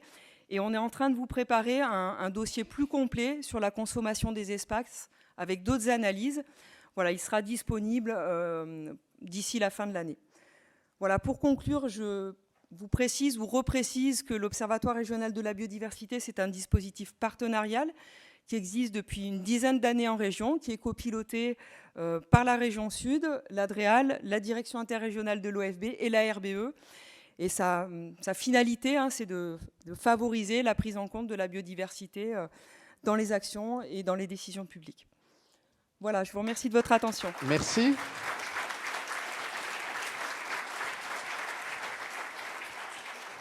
Merci Corinne de votre intervention. On va donc passer maintenant dans un instant donc à la table ronde. Je vais proposer peut-être aux personnes qui sont au fond de la salle de s'avancer et de s'installer parce qu'il y a plein de places devant, hein, donc il y a très peu de rangs réservés, donc n'hésitez pas. Voilà, rapprochez-vous. On va allumer le micro qui correspond bien. Voilà, je vais passer ce micro-là à la table ronde déjà aux premiers intervenants. Alors, nous allons maintenant donc voir, d'après ce que nous a dit Corinne, quels sont les exemples précis sur l'action donc des différents acteurs du territoire, que ce soit des acteurs politiques, soit des acteurs entreprises, soit des acteurs associatifs. On va voir comment tout ça se met un petit peu en musique. Alors, moi, je vous propose de reprendre 3 des thèmes qui ont été exposés tout à l'heure. La problématique de la pression foncière, des espaces sensibles protégés, enfin tout ce qu'on a vu dans le discours à l'instant de Corinne. La problématique plus spécifiquement de l'eau, et puis tout ce qui concerne la sensibilisation aujourd'hui et le fait de mobiliser les populations, les entreprises, les associations, enfin toutes les parties prenantes sur ces respects de la biodiversité et sur la problématique de l'eau. Je vais vous demander peut-être, Marielle Fabre, pour le département de Vaucluse, d'attaquer déjà sur un point un peu précis. On va parler du foncier. Vous avez par exemple fait des choses sur un territoire qui est éminemment touristique, important, qui est celui donc, du Mont Ventoux. Est-ce que vous pouvez nous donner quelques exemples sur la façon dont aujourd'hui on peut arriver à répartir les activités, faire en sorte de maintenir par exemple une activité touristique tout en protégeant en effet le patrimoine? Oui, en effet, je ne présenterai pas notre géant, le Mont Ventoux. Il faut juste savoir que c'est 700 000 visiteurs par an qui viennent soit se balader, soit prendre des photos, soit faire du vélo, soit pique-niquer. Et c'est un espace qui est très riche en biodiversité et qu'on doit protéger.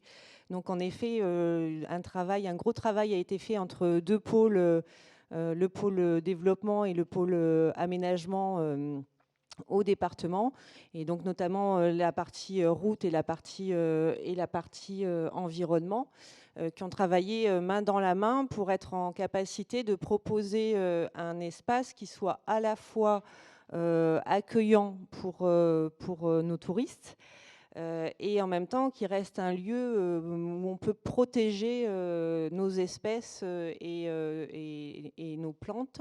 Et c'est tout le défi en fait que nous rencontrons tous sur une région comme la nôtre qui est très touristique. Et on est arrivé à créer, on vous invite à venir sur le Mont Ventoux en respectant bien évidemment le lieu.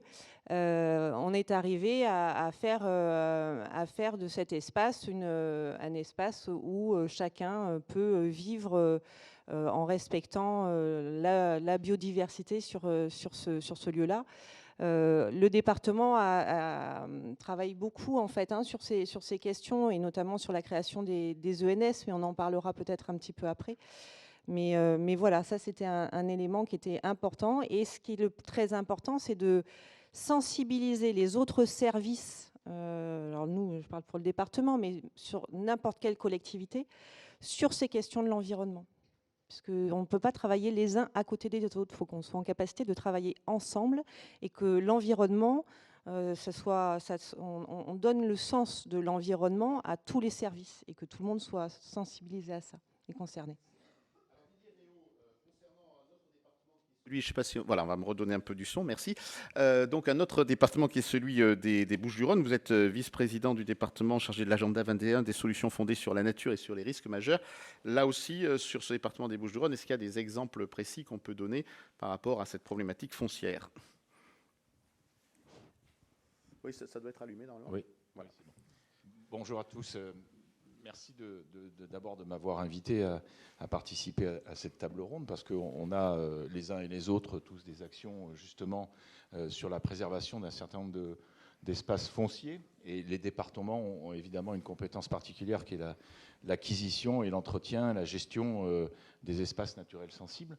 Le département des Bouches-du-Rhône est le premier département français propriétaire en termes de surface d'espaces naturels sensibles. C'est 17 ou 18 000 hectares qui sont protégés depuis des dizaines d'années, et on continue les acquisitions et les moyens de gestion, qu'on partage d'ailleurs sur les propriétés du Conservatoire du littoral en gestion avec la région, puisqu'on a une convention tripartite, et puis on a une gestion directe de ces espaces, de façon à ce que non seulement ces propriétés, merci pour la lumière, ces espaces soient protégés, c'est-à-dire que on ne puisse pas y faire des activités autres que finalement y laisser la nature vivre et se développer, ainsi que la biodiversité, mais en même temps assurer une bonne gestion de ces territoires, de façon à ce que cette nature et cette biodiversité soient favorisées, renforcées, et qu'en même temps on puisse la faire découvrir au public au pluriel, à tous les publics. Donc c'est une gestion, bien sûr, j'allais dire naturelle de ces espaces, mais aussi une sensibilisation du public à la découverte de ces lieux. Est-ce qu'on peut donc donner un exemple précis, récent, pour justement être dans cette volonté d'exemple qu'on a sur cette table ronde? De multiples actions sur l'ensemble des territoires. On va parler par exemple de la Camargue, où là il y a plusieurs propriétaires, où on a des conventions avec des associations qui nous permettent justement d'accueillir du public et de faire découvrir l'espace nature, la biodiversité, et l'importance que ça peut avoir sur notre vie de tous les jours. C'est aussi la question de l'eau. En Camargue, par exemple, ça vaut pour d'autres sujets, ça vaut à Sainte-Victoire, où nous avons la découverte de cet espace naturel où le département a beaucoup de propriétés, de façon à montrer que un tel site dans un département, une métropole, apporte quelque chose de favorable, et que c'est aussi une solution fondée sur la nature, c'est-à-dire que ça nous permet d'avoir une biodiversité qui se régénère et qu'il faut encore favoriser. Et deuxième point, c'est bien sûr la sensibilisation de ces publics à agir tous les jours pour cette biodiversité. Et le premier stade, c'est évidemment l'acquisition de la connaissance. On reviendra sur ce point tout à l'heure. Concernant les parcs naturels régionaux, on vient de parler de ces espaces protégés. On a dit que la région, je crois que Corinne a insisté dessus, était une région en pointe dans ce domaine-là. Donc, Michel Gros, que peut-on dire aujourd'hui de l'action que vous menez avec le réseau régional des parcs naturels régionaux de Provence-Alpes-Côte d'Azur? Vous êtes président du parc naturel régional de la Sainte-Baume. Comment, là aussi, peut-on faire en sorte qu'il y ait une cohérence entre les actions touristiques, les différents usages sur les territoires, et puis la protection de l'eau et de la biodiversité? Alors c'est un sujet éminemment difficile, bien entendu, parce que les parcs naturels régionaux sont des espaces protégés dans une région ça a été rappelé tout à l'heure, est très peuplée. Cet excès de tourisme et de fréquentation des milieux naturels fait peser de graves menaces sur l'ensemble des territoires qui sont protégés. Pour autant, le réseau des parcs s'est organisé. Alors quand on regarde un petit peu la carte de la région sud, ce qu'on voit, c'est qu'il y a une quasi-continuité de la Camargue jusqu'aux Préalpes d'Azur. Donc tout ce qui concerne la biodiversité et donc les corridors écologiques, tout ça, c'est relativement protégé de ce côté-là et ça permet une circulation assez libre. Le Kéra, de son côté, qui est un peu détaché tout au nord, lui est en lien avec les parcs nationaux. Donc là également, je dirais que la biodiversité fonctionne correctement. Après, il reste le problème du parc que j'ai l'honneur de présider, qui a été créé en 2017 et qui donc, lui, est un parc périurbain, avec toutes les difficultés que cela fait peser sur la nature. D'autant que ce parc, il a été créé récemment et depuis des années et des années, la Sainte-Baume est un lieu de récréation, est un lieu je dirais, de consommation de l'espace, où on vient en toute saison balader, se promener, sans toujours faire bien attention au milieu très fragile dans lequel on est. Donc le parc aujourd'hui, et je parlerai plutôt de celui-là, puisque, comme je disais, les autres parcs, avec ce réseau maillage, les territoires qui se touchent, il y a une vraie cohérence dans les actions qui peuvent mener sur leur territoire. Nous, aujourd'hui, on commence à avoir des relations assez fortes avec le parc national des Calanques, puisqu'on a des continuités écologiques qui partent de la Sainte-Baume vers les Calanques. Mais, encore une fois, la difficulté, elle vient du fait qu'on a cette forte fréquentation et ça conduit à des conflits d'usage. Vous avez certainement été informé de ce qui s'est passé au niveau des sources de l'Yvonne, où un post de Facebook, un paradis à 40 minutes de Marseille, a conduit à des milliers et des milliers de véhicules qui sont venus au fil du temps sévèrement endommagés. Alors, je pèse mes mots, sévèrement endommagés, les sources du Livonne et les tuffes qui sont à l'intérieur, qui sont très fragiles, et puis bien entendu la qualité de l'eau. Par ailleurs, on a des véhicules dans la Sainte-Baume qui font du 4x4 voilà, dans des espaces naturels, passent dans les cours d'eau. Donc tout ça, nous commençons à avoir un véritable sujet de pédagogie pour faire comprendre aux gens qu'on ne veut plus utiliser la nature comme elle était avant. Avant, la population était moindre, il y a peut-être plus de respect de la nature. Donc on s'appuie bien sûr sur des éco-gardes, et là on doit remercier la région pour les financements de la garde régionale forestière, qui est à la base faite pour protéger contre les feux de forêt, sensibiliser le public qui vient visiter le massif. Mais on a décidé au niveau du parc de l'étendre avant et après la saison pour essayer de toucher un maximum de personnes et sensibiliser le public qui vient nous voir aux difficultés, enfin, ou tout au moins à la fragilité des milieux quand ils viennent dans les milieux naturels. Merci beaucoup. Alors, on va passer au monde de l'entreprise avec donc le représentant de la Chambre de commerce et d'industrie de région, Monsieur Philippe Carle. Aujourd'hui, il y a des activités qui nécessitent du foncier dans le monde de l'entreprise, par exemple les activités de logistique. Comment est-ce qu'on peut tenir ces engagements de développer l'activité économique et puis en même temps donc d'être respectueux de ces problématiques foncières pour la biodiversité et puis on parlera de l'eau après. Développement des entreprises, oui, vous l'avez dit, logistique, effectivement. Aujourd'hui, on parle beaucoup de logistique durable. On est en train de réfléchir à d'autres moyens d'amener des biens à certains endroits. Alors, je parle de la logistique parce que c'est un secteur qui consomme en effet du foncier et qui contribue à cette artificialisation dont on a parlé tout à l'heure. Tout à fait. Donc, la CCI, si vous voulez, déjà, elle intervient au niveau avec des dispositifs auprès des entreprises, auprès de sensibilisation. Ce sont des commissions qui sont montées au sein des CCI territoriales, des commissions qui vont apporter une connaissance sur tout ce qui touche à la biodiversité. Ici, moi, je suis en tant que béotien, puisque sur un nouveau mandat de la CCI du Vaucluse, c'est très intéressant, on sensibilise énormément, et Corinne l'a très bien fait, c'est le but.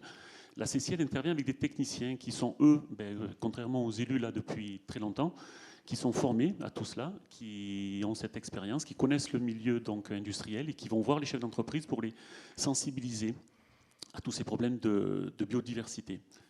Et ça marche ?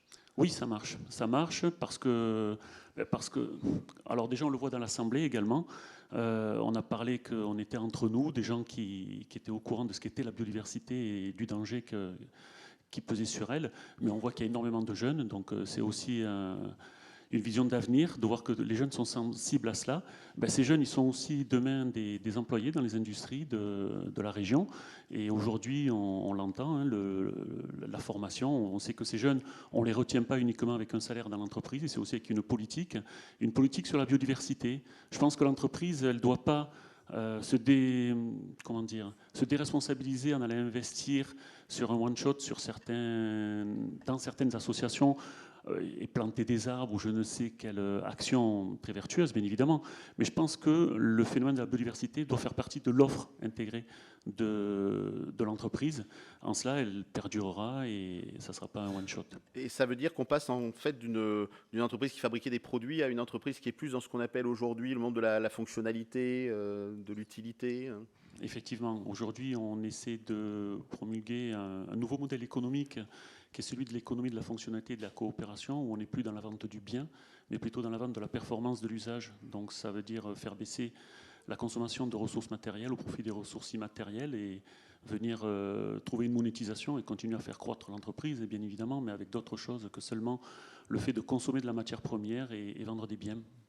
Alors je parlais d'exemples précis, on va en prendre un dans un instant avec la commune de Velleron et avec Philippe Armengol qui va intervenir sur ce sujet, mais je voudrais juste peut-être au préalable, je vais vous garder pour la fin de la séquence et proposer donc à Madame Chaudon, directrice de France Nature Environnement Provence-Alpes-Côte d'Azur, de nous dire comment votre association agit sur le foncier, parce que je crois que vous êtes venu en plus avec des documents, donc c'est une problématique importante aussi pour les associations, celle du foncier.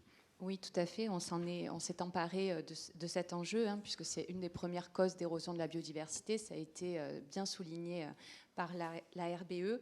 Donc, notre fédération crée des outils. Donc, j'ai ce type de guide que nous distribuons bien volontiers. Des outils sur l'enjeu, notamment sobriété foncière, intégration dans les documents d'urbanisme du respect de la trame verte et bleue. Donc, ce qu'on constate, c'est que sur le principe, on est à peu près tous d'accord. Mais quand on veut le traduire dans des règles, il peut y avoir certaines crispations. Donc, nous, on veille à ce que ce soit bien traduit dans les règles des documents d'urbanisme. Et nos guides, nos outils permettent aux décideurs publics d'avoir une aide à la décision, une aide à la transposition dans les règles des documents d'urbanisme, parce que ça passe par ces décisions d'aménagement du territoire, où on va pouvoir préserver les milieux in fine. Et du coup, 2 idées fortes dans nos guides. D'abord, éviter, donc évaluer réellement nos besoins sur le territoire, nos besoins en logement, nos besoins en termes d'activité, de cadre de vie, mais aussi le besoin des milieux en tant que tels. Donc revoir cette évaluation des besoins qui est bien souvent trop importante par rapport à la réalité. Et par ailleurs, revoir aussi la finalité de nos documents d'urbanisme, notre état d'esprit. Donc ça, c'est quelque chose, une nouvelle culture commune que nous devons acquérir.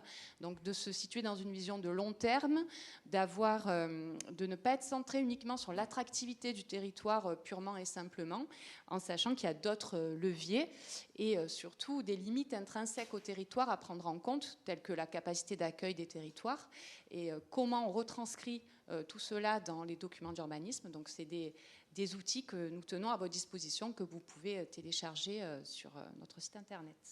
Très bien, merci. Et donc, comme promis, Philippe Armengol, vous êtes vice-président délégué à la transition écologique à la communauté d'agglomération du Grand Avignon, mais aussi maire de Velleron. Et vous êtes confronté directement à une de ces problématiques aujourd'hui, à un de ces choix. C'est des combats aussi, cette lutte pour la biodiversité. Est-ce que vous pouvez nous donner l'exemple précis que vous vivez actuellement? Oui, justement, je vais apporter un témoignage. Donc, je suis maire d'une petite commune du Vaucluse de 3000 habitants, une ville, on va dire, périurbaine. C'est un peu rural, un peu urbain, c'est entre les deux. Très attractif, notamment pour les promoteurs immobiliers. Et depuis que je suis élu en mars 2020, avec mon équipe d'élus et toute la population, on s'oppose à un projet immobilier qui vise à artificialiser 7 hectares. C'est beaucoup chez nous, 7 hectares. C'est un poumon vert de notre village. 7 hectares qui, au PLU très récent, sont passés de zones naturelles préservées à zones à urbaniser. Et avec la création d'un lotissement XXL, vous imaginez bien 20% d'augmentation de population, enfin je vous passe les détails. Donc on s'oppose à ça, qui était pourtant acté, mais notre élection a fait qu'on est aux manettes maintenant, et c'est là où je rejoins tout l'état des lieux, tout ce qui est alarmant, parce que ce qui est dit et ce qui est projeté est alarmant, mais c'est à nous, élus, d'agir. Et on ne doit plus se dire, bon alors, quel est l'état des lieux? Qu'est-ce que c'est aujourd'hui? Ça, on le sait, enfin, malheureusement, je pense que toute l'Assemblée le sait, tout ça. Et on le sait depuis de nombreuses années, d'ailleurs. C'est plus ça. C'est c'est maintenant, c'est pas demain. On dit souvent demain, la génération future, mais c'est nous aussi. Enfin, je veux dire, stop, arrêtons d'attendre. Juste une précision. Merci. On n'est plus dans les transitions, on est dans l'action. C'est une mode qu'on entend maintenant, de supprimer le mot transition de notre vocabulaire. On y est déjà, quoi. Oui. Je vous précise, et on travaille très bien avec l'OFB, avec la DREAL, Madame Swan, que j'avais eu au téléphone, qu'on a le plaisir aujourd'hui de se voir en direct, France Nature Environnement aussi.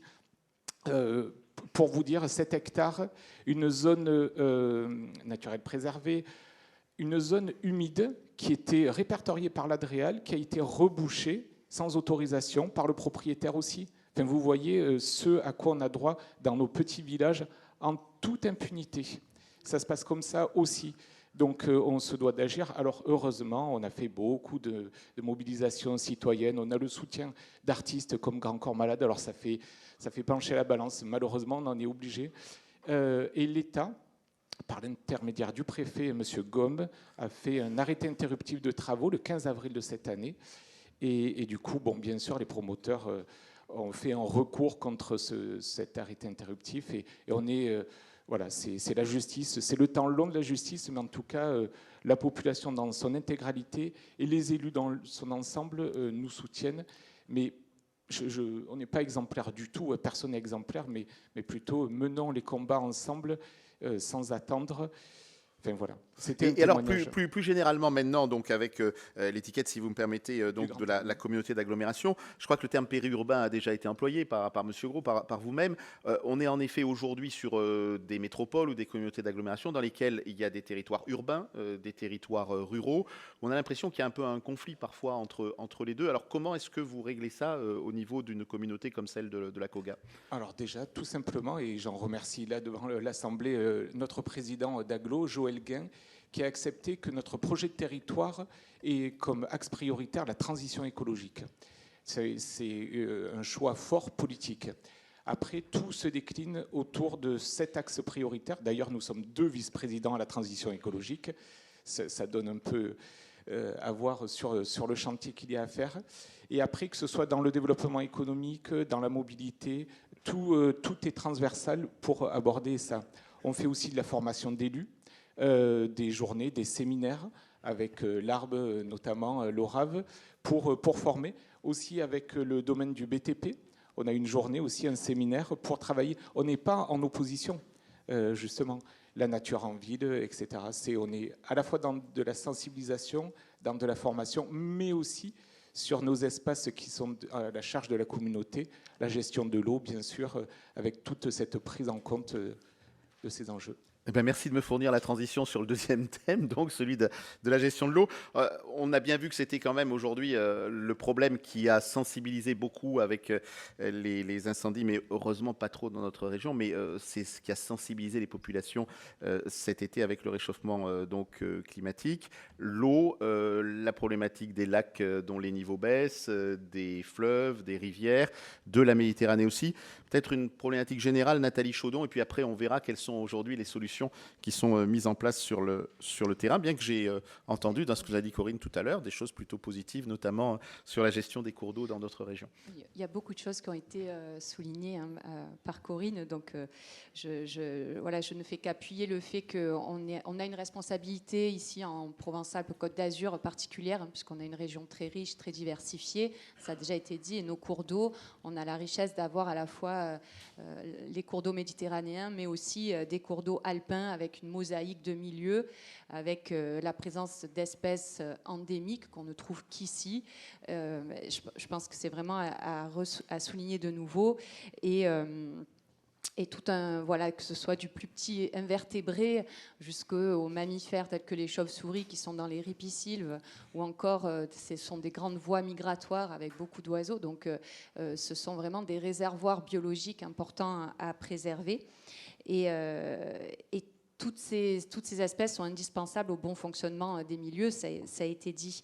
L'enjeu qu'on partage, c'est le changement climatique qui ajoute une pression supplémentaire, fréquence des ASEC plus long, des ASEC beaucoup plus longs, et donc ça amène, et avec autant de pollution au final. Et ça entraîne une eau plus chaude, moins oxygénée. Et donc, les premiers impactés, au-delà de l'eau potable, et donc nous, en tant qu'êtres humains, c'est aussi les êtres vivants qu'on oublie, et les milieux. Et à côté de ça, il y a les épisodes orageux, ça a été souligné. On a vécu la tempête Alex dans notre région, dans les Alpes-Maritimes. Et donc, ça entraîne un lessivage des sols, tout finit en mer. Donc, le contexte, c'est celui-là. Les solutions, enfin, en tout cas, nous, on s'inscrit dans des solutions de concertation, de dialogue sur tous les sujets, et notamment autour de l'eau, et avec l'application du SDAGE, du principe de non-dégradation des milieux, et une vision sur du long terme pour ne pas créer de fausses bonnes solutions à court terme. Ça, c'est très important, avec la volonté de réduire les pollutions à la source et surtout stopper la fragmentation des milieux et leur artificialisation. C'est en lien avec ce qu'on vient de se dire juste avant. Alors justement, on est confronté à deux problèmes qui sont à la fois le problème du réchauffement climatique, mais aussi celui de la pollution. Il y a des acteurs, les agriculteurs, les entreprises qui sont sensibilisés sur ces questions. Que peut-on dire aujourd'hui de ce point-là, Philippe Carle ? Donc, concernant la protection de l'eau, les CCI, elles s'impliquent avec le soutien donc, de l'Agence de l'eau pour aider les entreprises à améliorer donc, le traitement de leurs effluents. Il y a un exemple, c'est Probé de la rade de Toulon également. Et sinon, ce qu'on peut dire, c'est que depuis 2012, quelques chiffres, 411 audits ont été réalisés, 256 rendez-vous d'accompagnement ont suivi, donc 140 dossiers de demande d'aide financière ont été rédigés pour le compte des entreprises et déposés auprès de l'Agence de l'eau. Ça représente plus de 4 millions d'euros d'aide demandée sur près de 9 millions, un peu plus de 9 millions d'investissements. Aujourd'hui, la sensibilisation, on a parlé tout à l'heure un petit peu, je crois que c'est Eric Enseigne qui en parlait, ça a été évoqué aussi un peu après par la représentante de la DREAL, il y a le côté forcément coercitif à un moment. Est-ce qu'on a encore besoin de ça ou est-ce que les entreprises aujourd'hui prennent les devants sur ces questions de pollution des espaces aquatiques? Comme je le disais, les entreprises, elles sont en croissance, elles doivent employer des jeunes, il faut proposer autre chose que ce qu'on pouvait proposer au préalable, la biodiversité en fait partie, et voilà, vous arriverez à faire venir ces jeunes chez vous si vous êtes dans ce type de démarche. Donc tout le monde n'est pas, je pense, sensibilisé, ça serait se mentir que de dire cela, mais j'ai pu interroger plusieurs chefs d'entreprise avant de venir à cette réunion, des sociétés où je ne savais pas que cela pouvait être aussi important, la biodiversité. Enfin, la prise de conscience, comme les carriers, et on a des gens qui sont passionnés, on a des propriétaires de carrières comme Frédéric Soulier, avec qui j'ai eu un entretien qui est exceptionnel, et on trouve même au sein des entreprises maintenant des personnes qui ont en charge la biodiversité, et chaque projet donc leur est soumis. Et puis après, au niveau économique, c'est un marché qui est très très important, qui est pourvoyeur d'emplois, bien évidemment. Il y a des sociétés qui se montent pour accompagner les entreprises dans le cadre de la biodiversité. Donc oui, il y a de l'économie, il y a beaucoup de choses à faire. Et il y a une prise de conscience réelle. Et des gens vraiment... on est sur notre territoire, c'est notre jardin, PACA, et si on le reprend chez nous, on n'aimerait pas qu'on vienne y déposer des déchets ou qu'on vienne y tuer les petits insectes qui s'y trouvent. Donc voilà, on aime bien entendre chanter les cigales tous les ans. C'est dommage si demain on ne les entend plus. Merci. Alors Michel Gros, cette problématique de l'eau, notamment dans ce département du Var que vous connaissez bien, on sait qu'il y a eu des épisodes assez catastrophiques en matière aussi d'inondation, donc qui nous amènent à travailler sur cette question de l'eau de façon de plus en plus sérieuse. Quels sont les points sur lesquels vous pouvez insister aujourd'hui sur cette gestion des milieux aquatiques ? Eh bien, si on parle du Var, donc ça concerne le parc naturel régional du Verdon et le parc naturel régional de la Sainte-Baume. Donc évidemment, le Verdon, tout le monde connaît, ça participe largement à l'irrigation et à la qualité des milieux aquatiques sur l'ensemble du Var. On a vu cette année, pour la première fois, l'impact sévère du changement climatique avec le manque de neige, donc de réserves d'eau dans le Verdon, et on a vu les milieux aquatiques mis à mal, puisque le Verdon ne coulait quasiment plus. Donc on voit très bien que le changement climatique a un impact très sévère et mesurable aujourd'hui. Ensuite, la qualité de l'eau dans le Verdon est plutôt bonne, puisque ça permet également, je le disais tout à l'heure, d'irriguer les terres agricoles à travers le canal de Provence sur l'ensemble du territoire du Var. En ce qui concerne la Sainte-Baume, là aussi, l'eau est de très bonne qualité. La Sainte-Baume, c'est le château de la Basse-Provence. Donc, concrètement, on a deux exutoires, les majeurs en tout cas. À l'est, le Caramilsol qui alimente le lac de Carcès. puis à l'ouest, un exutoire qui part sur le lac du Revest. Et ces deux réservoirs servent à alimenter en grande partie d'ailleurs, la métropole toulonnaise. Donc on voit bien que les villes aujourd'hui sont dépendantes de la qualité des eaux qui sont en amont.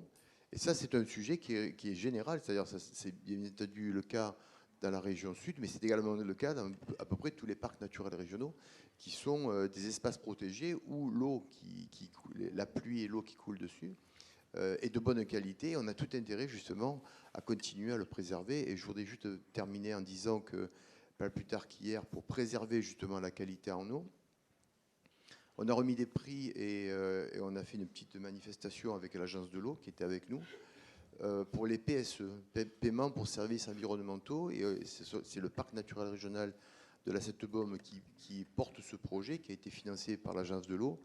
Et en gros, on récompense financièrement les agriculteurs qui s'engagent dans une gestion durable des terrains. Donc ça passe bien sûr par ne pas dégrader les terrains et donc l'eau, zéro pesticides, éviter des ruissellements avec un enherbement des cultures, etc. etc. Je ne vais pas développer plus. Préservation de la biodiversité, agroforesterie, etc. etc. Et tous ces enjeux-là, on voit bien que ça a un impact positif et sur l'eau et le cycle de l'eau et sur la qualité des terrains. Et donc, il faut probablement dépasser l'espace des parcs naturels régionaux et essayer de l'étendre au maximum. Merci.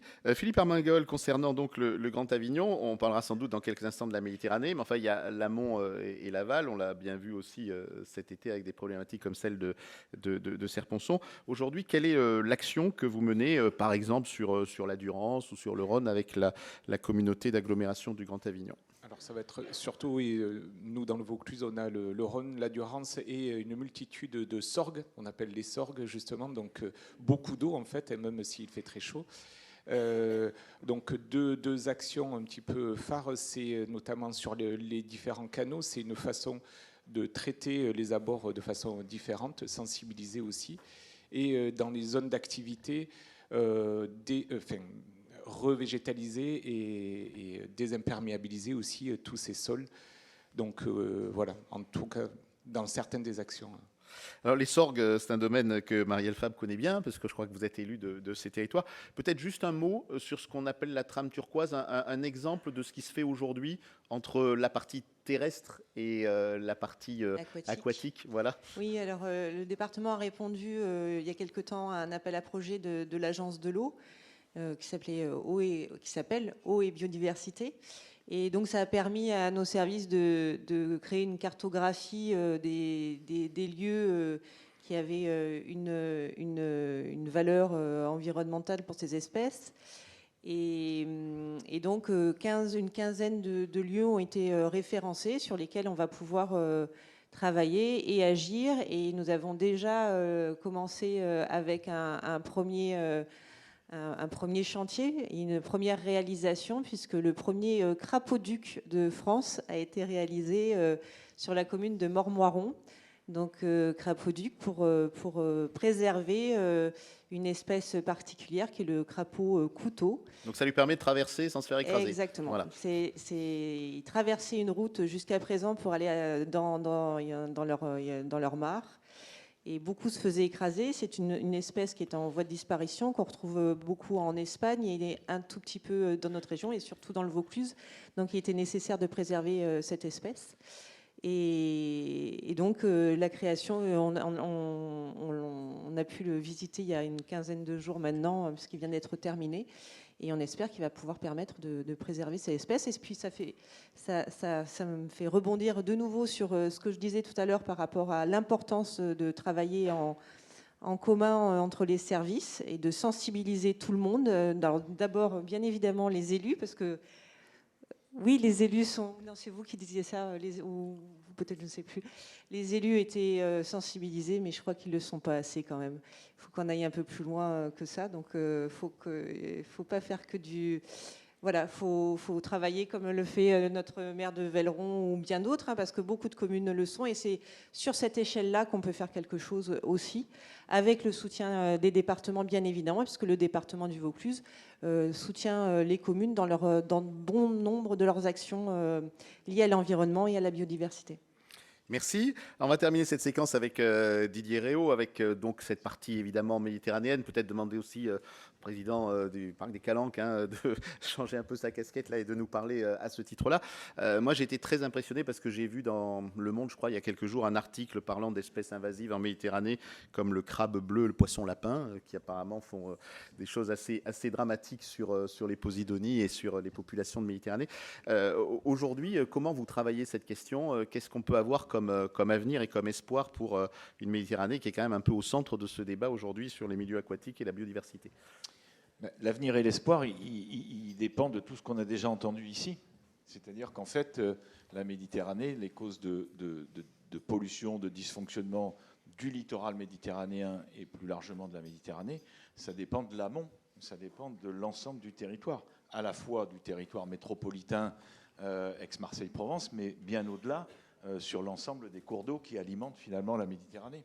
Et quand on a créé le Parc national des Calanques il y a une dizaine d'années, après une douzaine d'années de concertation, de discussion, parfois d'engueulades, etc., c'était une gageure qui était bien entendu de protéger un espace naturel terrestre entre Marseille, Cassis et La Ciotat, et dans une métropole de 2 millions d'habitants quand même, ce qui est le seul en Europe, hein, et aussi d'anticiper les changements climatiques, notamment en Méditerranée, et de protéger un certain nombre d'espèces et de faire revenir un certain nombre d'espèces halieutiques sur la Méditerranée.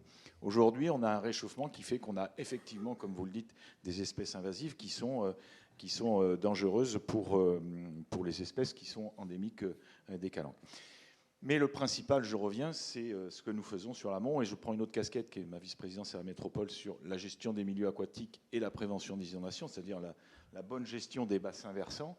Et là, la métropole a pris dès le départ les choses en main en instaurant la GEMAPI, comme on dit, dans sa compétence métropolitaine, et en la développant à partir de 2020 avec une organisation très simple, c'est-à-dire que la métropole a la stratégie de gestion de la GEMAPI et a délégué l'opérationnel à 2 épages, enfin 3, on va dire, mais 2 principaux, qui sont un épage établissement public d'aménagement de gestion des eaux, qui était avant le syndicat mixte de l'Uvaune et qui s'occupe de tous les côtiers, c'est-à-dire qu'il a l'opérationnalité de mettre en œuvre la restauration, la renaturation, l'amélioration des cours d'eau, qui sont les principaux vecteurs finalement d'une bonne qualité d'eau en mer. Et puis, c'est aussi, on était l'autre jour à Auriol avec l'agence de l'eau, et je salue Annick Mièvre d'être présente, sur une restauration d'une confluence entre l'Avenne et finalement l'Uvaune, qui était endiguée, qui fonctionnait mal, qui ne finalement préservait pas des inondations, qui accélérait des inondations en aval, et qui ne jouait pas son rôle finalement d'amélioration de la nature et de la biodiversité dans cet espace-là.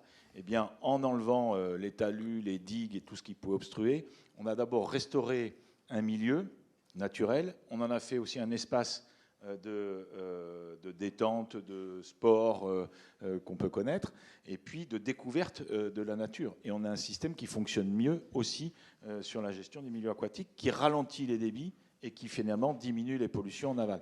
Alors si on fait que ça ne suffit pas. Ça veut dire qu'il faut continuer sur l'ensemble du cours d'eau, encore en amont jusqu'à la Sainte-Baume, bien entendu, mais aussi sur d'autres communes. Et là, les communes sont primordiales dans la mise en œuvre des projets, parce que ce sont eux qui sont au plus près du terrain. Et donc on compte beaucoup sur la volonté des élus municipaux, des maires, pour ici désimperméabiliser, ici pouvoir réfléchir à une autre organisation du territoire, même si ça ne fait pas plaisir aux promoteurs fonciers, immobiliers, même si ça ne fait pas plaisir aux riverains parfois, qui sont propriétaires d'une partie du cours d'eau, parce que c'est ça aussi, à condition qu'on les retrouve. Et donc on a cette logique ici sur l'Uvaune, mais on l'a aussi sur l'ensemble des cours d'eau autour de l'Arc, la Toudoulou, la Cadière, qui se jettent dans l'étang de Berre et qui présentent aussi un état du milieu qui est à améliorer. Et donc là aussi, on a bien sûr le rejet EDF, bien sûr le problème de salinisation, etc. Mais encore une fois, un des apports majeurs de l'étang de Berre, c'est aussi le bassin versant. Et donc il y a un épage qui s'occupe de ça et qui est destiné à assurer la bonne gestion des milieux aquatiques. C'est l'espage Ménélique, anciennement le syndicat du Saba. Et puis on a un travail évidemment aussi avec le SMAVD, parce que pour partie, la métropole est aussi jusqu'au syndicat mixte de l'aménagement de la vallée de la Durance. Et donc on a aussi ce travail-là, en partenariat avec l'ensemble des collectivités, la région, le département des Bouches-du-Rhône, parce que les espaces naturels sont aussi des contributeurs à l'amélioration de la qualité des cours d'eau. Et donc si on a une bonne gestion des espaces naturels terrestres qui environnent les cours d'eau, on améliore aussi la qualité du milieu. Ça demandera du temps, ça demandera encore beaucoup d'argent. Je rappelle que quand même le budget de la GEMAPI dans la métropole est passé de 5 millions d'euros par an en collecte de taxes à 20 millions ou 21 millions d'euros par an en collecte de taxes. Et grâce aux apports de l'Agence de l'eau généreuse, au fonds Barnier Inondation, on arrive à passer à 30 millions d'euros par an, à peu près. Donc ce n'est pas négligeable. Et il faut saluer finalement les apports de l'agence et du fonds Barnier, parce que sans ça, on n'arriverait pas à monter des projets. Et puis on travaille aussi, bien entendu, avec l'ensemble des parcs naturels régionaux, avec l'ensemble des espaces naturels sensibles, et puis le parc national est le réceptacle d'une partie de ces mesures. On a un vrai gros travail sur la Méditerranée. C'est la protection, évidemment, des herbiers de Posidonie. L'État a enfin pris, et je remercie le préfet maritime, un arrêté sur la protection de la Posidonie, sur les zones de mouillage écologique. Et on a là, évidemment, une politique globale qu'il faut qu'on arrive à articuler d'une meilleure façon. Mais il nous faut aussi des moyens financiers, de conviction, et puis d'investissement de l'ensemble de ceux qui ont la gestion des territoires. Donc je pense qu'on est dans une alerte, on est dans une difficulté, mais il y a des gens qui ont un peu anticipé. Donc on est capable de réagir. Voilà. Merci Didier. Et puis on a parlé de la conviction, on va terminer là-dessus, parce qu'évidemment ce qui est important c'est d'embarquer tout le monde avec une sensibilisation forte. On va peut-être commencer par le monde de l'entreprise. Je vais vous titiller, Philippe Carl. Aujourd'hui on sent que les entreprises s'y mettent, et puis il y a des participations dans son budget. L'entreprise dit je vais mettre par rapport à mon chiffre d'affaires peut-être quelques pourcents ou quelques pouillèmes de pourcents sur telle ou telle opération de sauvegarde et autres. Est-ce que ça suffit, ou est-ce qu'il ne faudrait pas finalement que par son contact avec ses clients, ses fournisseurs, l'entreprise implique là-dedans toutes ces parties prenantes, plutôt que de se livrer à ces opérations qui sont parfois considérées un peu, mais je vous taquine, comme de la communication? Oui, bien sûr. Il ne faut pas les arrêter, il faut les continuer, ces actions-là, mais il ne faut pas faire que ça.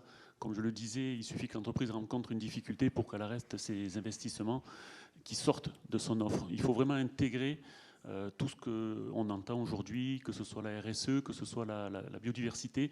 Il faut arriver à ce que l'entreprise elle intègre ceci à l'intérieur de son offre. Voilà. Ce que je voulais dire, j'ai entendu beaucoup, j'arrive aussi d'une autre région, et pas seulement du 84, c'est la Camargue. On en a un petit peu parlé, mais ça aussi c'est très important dans la gestion de l'eau et du métier de manadier, un métier très difficile. On peut les assimiler également avec la Chambre de commerce comme des adhérents auprès des chambres. Ce sont des gens qui font un métier très dur, dont on a besoin tous, parce que si demain on arrêtait l'élevage de taureaux pour des fêtes traditionnelles, je ne parle pas de corrida, je parle de courses camarguaises, on mettrait à mal encore des réserves d'eau, puisque la Camargue, il me semble qu'elle abrite la réserve d'eau comme une grande ville, je ne sais plus trop laquelle, mais voilà, il y a des enjeux très importants sur ce métier qu'il faut revaloriser, qu'il faut maintenir. Voilà. Merci pour ce point. Alors sur cette sensibilisation, Nathalie, quels sont aujourd'hui les efforts de France Nature Environnement ? Oui, du coup, je suis venue avec quelques photos pour illustrer mes propos. Donc d'abord, on va peut-être remettre un peu de lumière, même si on fait très attention à la consommation de lumière. J'ai bien vu tout à l'heure votre réaction quand le mot lumière a été prononcé. Et puis je ne veux pas non plus mettre trop en péril la vue de Didier Réau, qui est un peu malheureusement dans le champ du visioprojecteur. Voilà, mais on va regarder vos images, Nathalie. Alors, l'idée, je reprends ce que disait monsieur Didier Réau, hein, effectivement, ce qui arrive à la mer, c'est tout ce qui se passe en amont et c'est l'enjeu sur les bassins versants. Donc nous, on s'est inscrit avec d'autres associations partenaires dans le programme Zéro Plastique, lancé par la région, et je voudrais simplement montrer la valeur des sciences participatives où on place le citoyen en acteur. Donc on a plusieurs volets. On a fait en 2020-2021 une campagne de caractérisation, de collecte et caractérisation des déchets sur le bassin versant de la Durance. Et donc c'était à 3 endroits différents, de l'amont à l'aval, de Saint-André d'Embrun, en passant par le lac de Serponçon, réceptacle qui fait barrage de pas mal de déchets, et jusqu'au Mai et jusqu'en Avignon, où on avait pu rencontrer le Grand Avignon aussi à cet effet.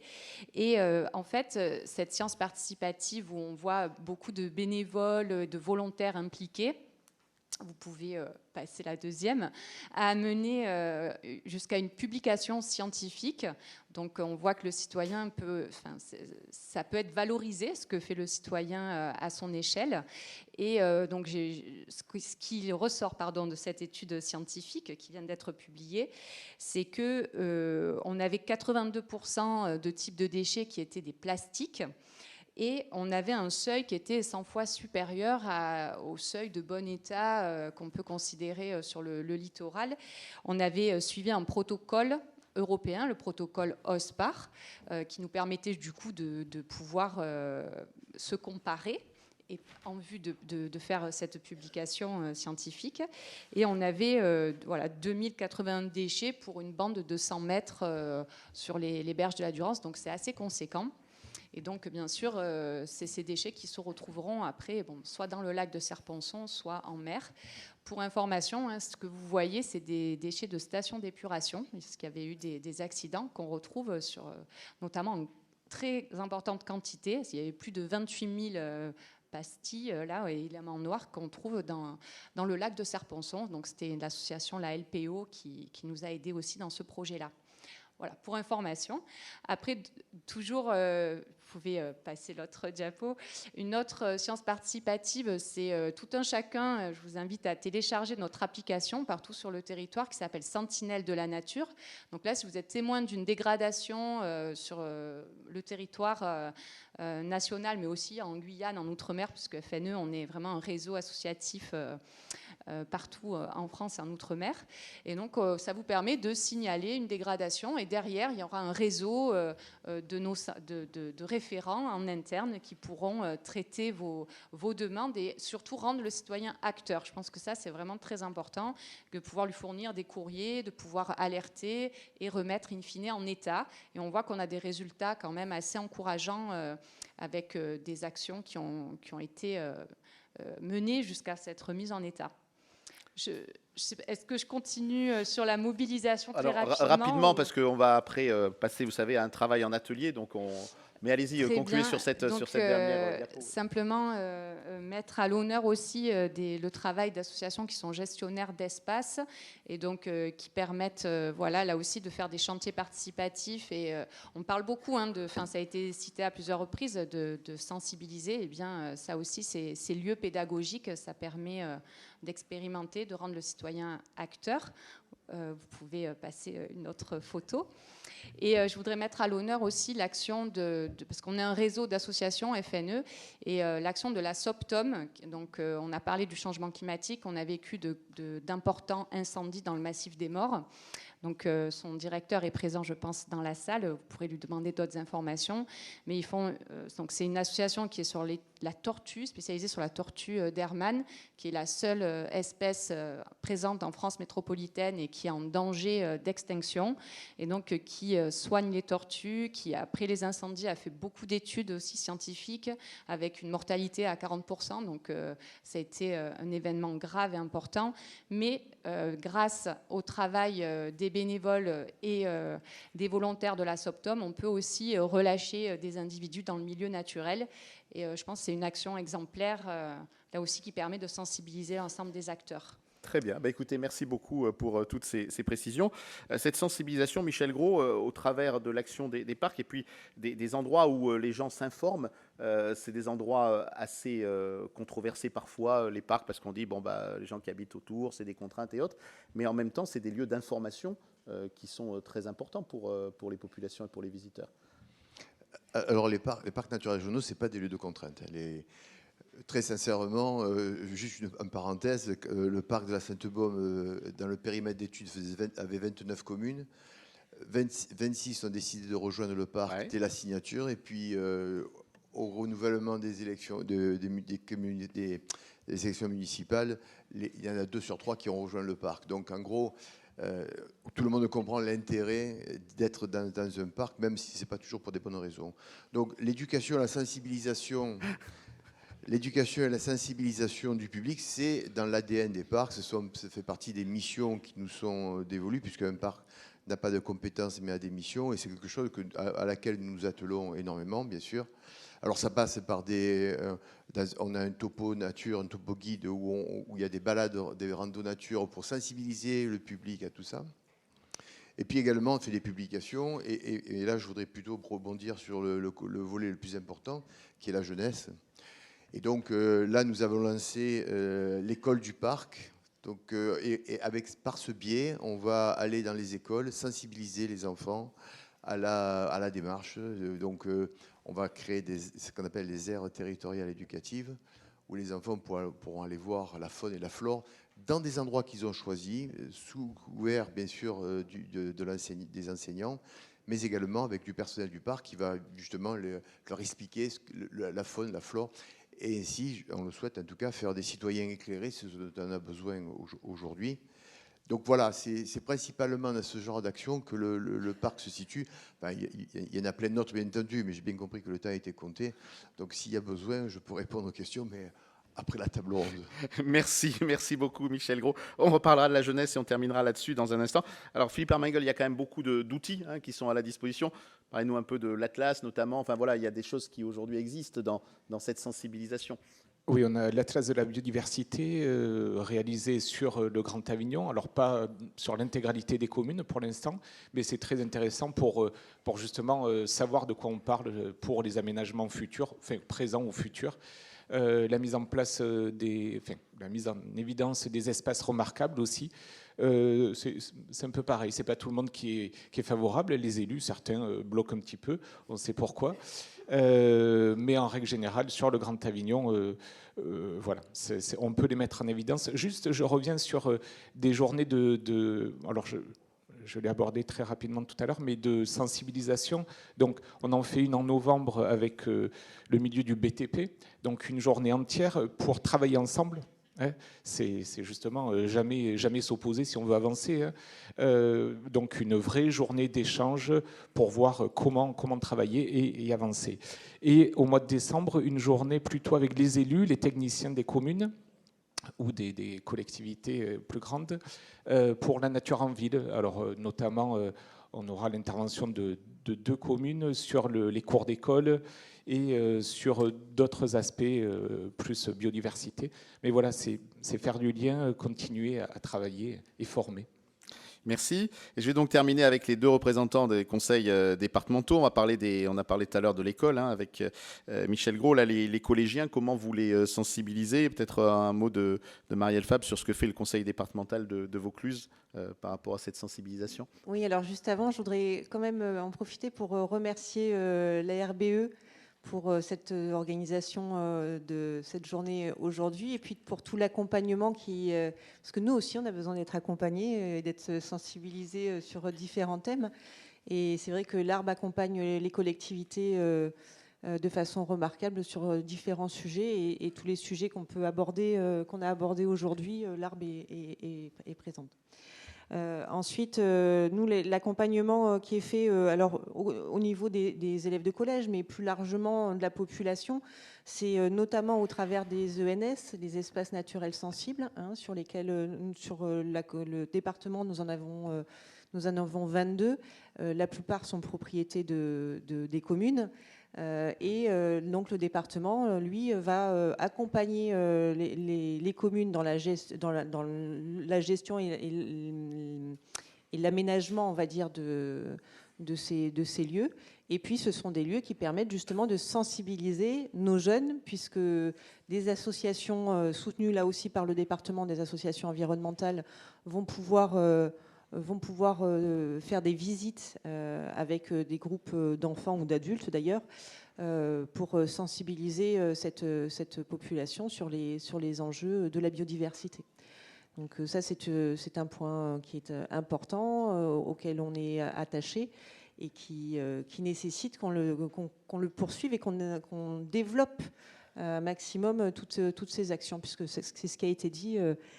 Et on l'a ici dans la salle, et ce qui est rassurant, c'est que ce sont nos jeunes générations qui sont beaucoup plus sensibles que nous. En tout cas, notre génération, que nous l'étions, c'est ça, que nous l'étions. Donc ça, c'est une très bonne chose, et c'est aussi grâce au travail des associations environnementales. Merci. Et Didier Réau, vous, les collégiens des Bouches-du-Rhône, ils ont sur leur tablette, dans leur collège, toutes les informations qu'il faut sur toutes ces espèces à protéger? Alors oui, effectivement, en complément de la politique que nous menons sur nos espaces naturels sensibles, dont nous sommes propriétaires, et nous accompagnons aussi le Conservatoire du littoral, mais aussi d'autres propriétaires communaux, souvent, ou associatifs, à travailler, les Seines notamment aussi, à travailler sur ces territoires. On a décidé il y a plusieurs années maintenant de sensibiliser l'ensemble des collégiens et finalement du public collège, c'est-à-dire les principaux adjoints, mais aussi les professeurs. Et donc, une action majeure, c'est que tous les ans ou tous les 6 mois, on publie un livre, référence, on va dire entre guillemets, sur un thème particulier. Donc, ça peut être les oiseaux, ça peut être les chiroptères, ça peut être la géologie, ça peut être les sols, tout ça sur les Bouches-du-Rhône, bien entendu. Chaque professeur de ce que j'appelle, je ne sais pas comment ça s'appelle maintenant, mais en tout cas, moi, à mon époque, c'était sciences naturelles, ce qui était pas mal d'ailleurs, ont un livre, et chaque élève de tout niveau a sur sa tablette distribuée par le conseil départemental l'ensemble des livres qui ont été publiés. Et donc ils ont accès soit à des fiches sur telle ou telle espèce, soit à un document référent sur la géologie, comme je l'ai dit, ou sur les cours d'eau, ou sur des choses comme ça. Je ne sais plus combien il y a de livres, mais ça doit avoisiner la vingtaine. Voilà. Donc ça, c'est la première sensibilisation. Et puis, on a aussi un partenariat entre le département et la métropole sur un atlas de la biodiversité. Donc, je ne vais pas revenir dessus, puisque vous en avez parlé, mais qu'on a voulu participatif. Parce qu'en fait, on a mobilisé évidemment avec l'OFB quantité de scientifiques, quantité d'associations qui avaient des données sur la biodiversité, sur la métropole et le département. Mais on a souhaité que l'habitant de chaque commune, chaque élu, chaque association puisse aussi participer. Parce qu'on pense que la biodiversité, c'est devant sa porte, au coin de sa rue, puis au fond de son jardin aussi. Et, surprise, à quelques reprises, on a trouvé des habitants de certains endroits ont trouvé des espèces qui n'avaient pas été observées par les scientifiques, et donc on a de l'information supplémentaire grâce à la participation citoyenne. Plein d'autres actions pour dire qu'on est dans un vrai schéma à la fois d'anticipation, d'une bonne sensibilisation des jeunes publics, mais aussi de la participation tout au long de leur vie sur la préservation de la biodiversité et la nature. Pour terminer juste sur la notion de parc, je ne voudrais pas que Michel Gros laisse penser qu'il y a des espaces de liberté qui sont les parcs naturels régionaux et par contrepoint des parcs nationaux qui seraient des espaces qui sont finalement anti-liberté. Non, on est libre d'accéder au parc national des Calanques, mais pas dans n'importe quelles conditions et pas pour faire n'importe quoi. Et le cœur d'un métier d'un parc national, c'est la préservation de la nature et de la biodiversité. Ça, c'est notre cœur de métier. Deuxième mission, c'est la sensibilisation du public à cette nature et à cette biodiversité, ce qui nécessite évidemment une sensibilisation, une information, une transmission de la connaissance qui est faite par nos agents, qui est faite par les agents de l'OFB, par d'autres agents de l'État, ONF, mais aussi d'associations qui nous accompagnent. Et ça veut dire parfois aussi faire comprendre qu'on ne peut pas aller tous au même endroit au même moment. Donc d'où les inscriptions pour aller à tous suivi ça, je vais le dire. La réservation sur Sugiton a été une expérimentation pour voir si finalement la population qui visitait le parc était en capacité de comprendre qu'il fallait diminuer la fréquentation sur ce site qui était en voie de disparition, hein. Érosion des sols, effarouchement des espèces, piétinement d'un certain nombre d'espèces endémiques, et puis avec l'érosion des sols, après les pluies, on avait une perturbation de l'eau et donc aussi de l'herbier de Posidonie. Donc il fallait réagir. On a informé, on a sensibilisé, ça ne suffit pas, donc on est passé à une phase supplémentaire, c'est-à-dire la réservation. Et finalement, avec l'accompagnement de tout le monde, parce que tout le monde s'y est mis, on a réussi à faire comprendre que cette réservation, elle n'était pas liberticide, mais qu'elle permettait à chacun finalement d'aller visiter un lieu dans de bonnes conditions pour soi-même, parce que quand on est 400 au lieu de 1500, ça change un peu la fréquentation. Et puis deuxièmement, on avait une expérience visiteur qui était meilleure et, j'allais dire, une prise en compte de la protection de cette nature qui était globalement satisfaisante.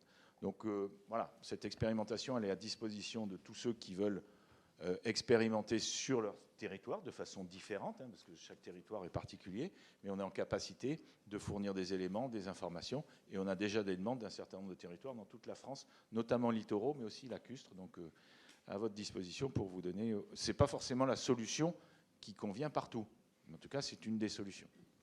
Merci beaucoup de vos interventions. Ça fait aussi partie de la sensibilisation, parce que quand on communique là-dessus, on communique aussi sur la nécessité et l'impériosité de protéger ces espaces.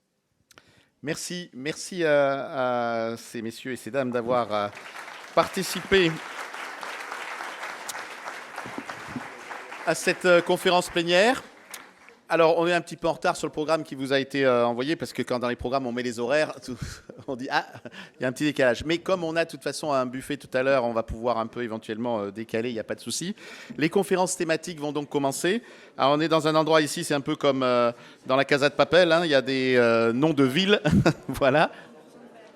Oui, et avant donc, on va passer à Anne-Claudius Petit pour la conclusion. Et ensuite, on se retrouve en atelier thématique. Donc Anne, si vous voulez venir, voilà. Je vais vous proposer de vous installer, d'écouter donc la conclusion de cette séquence plénière.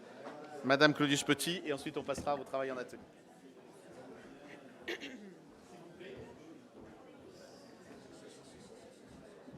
Excusez-moi, je vais essayer de... Je vais vous proposer de vous avancer dans la salle pour les personnes qui sont debout, pour écouter donc Anne-Claudius Petit, et ensuite on partira dans le travail en atelier. Merci. Merci à tous les intervenants de cette table ronde.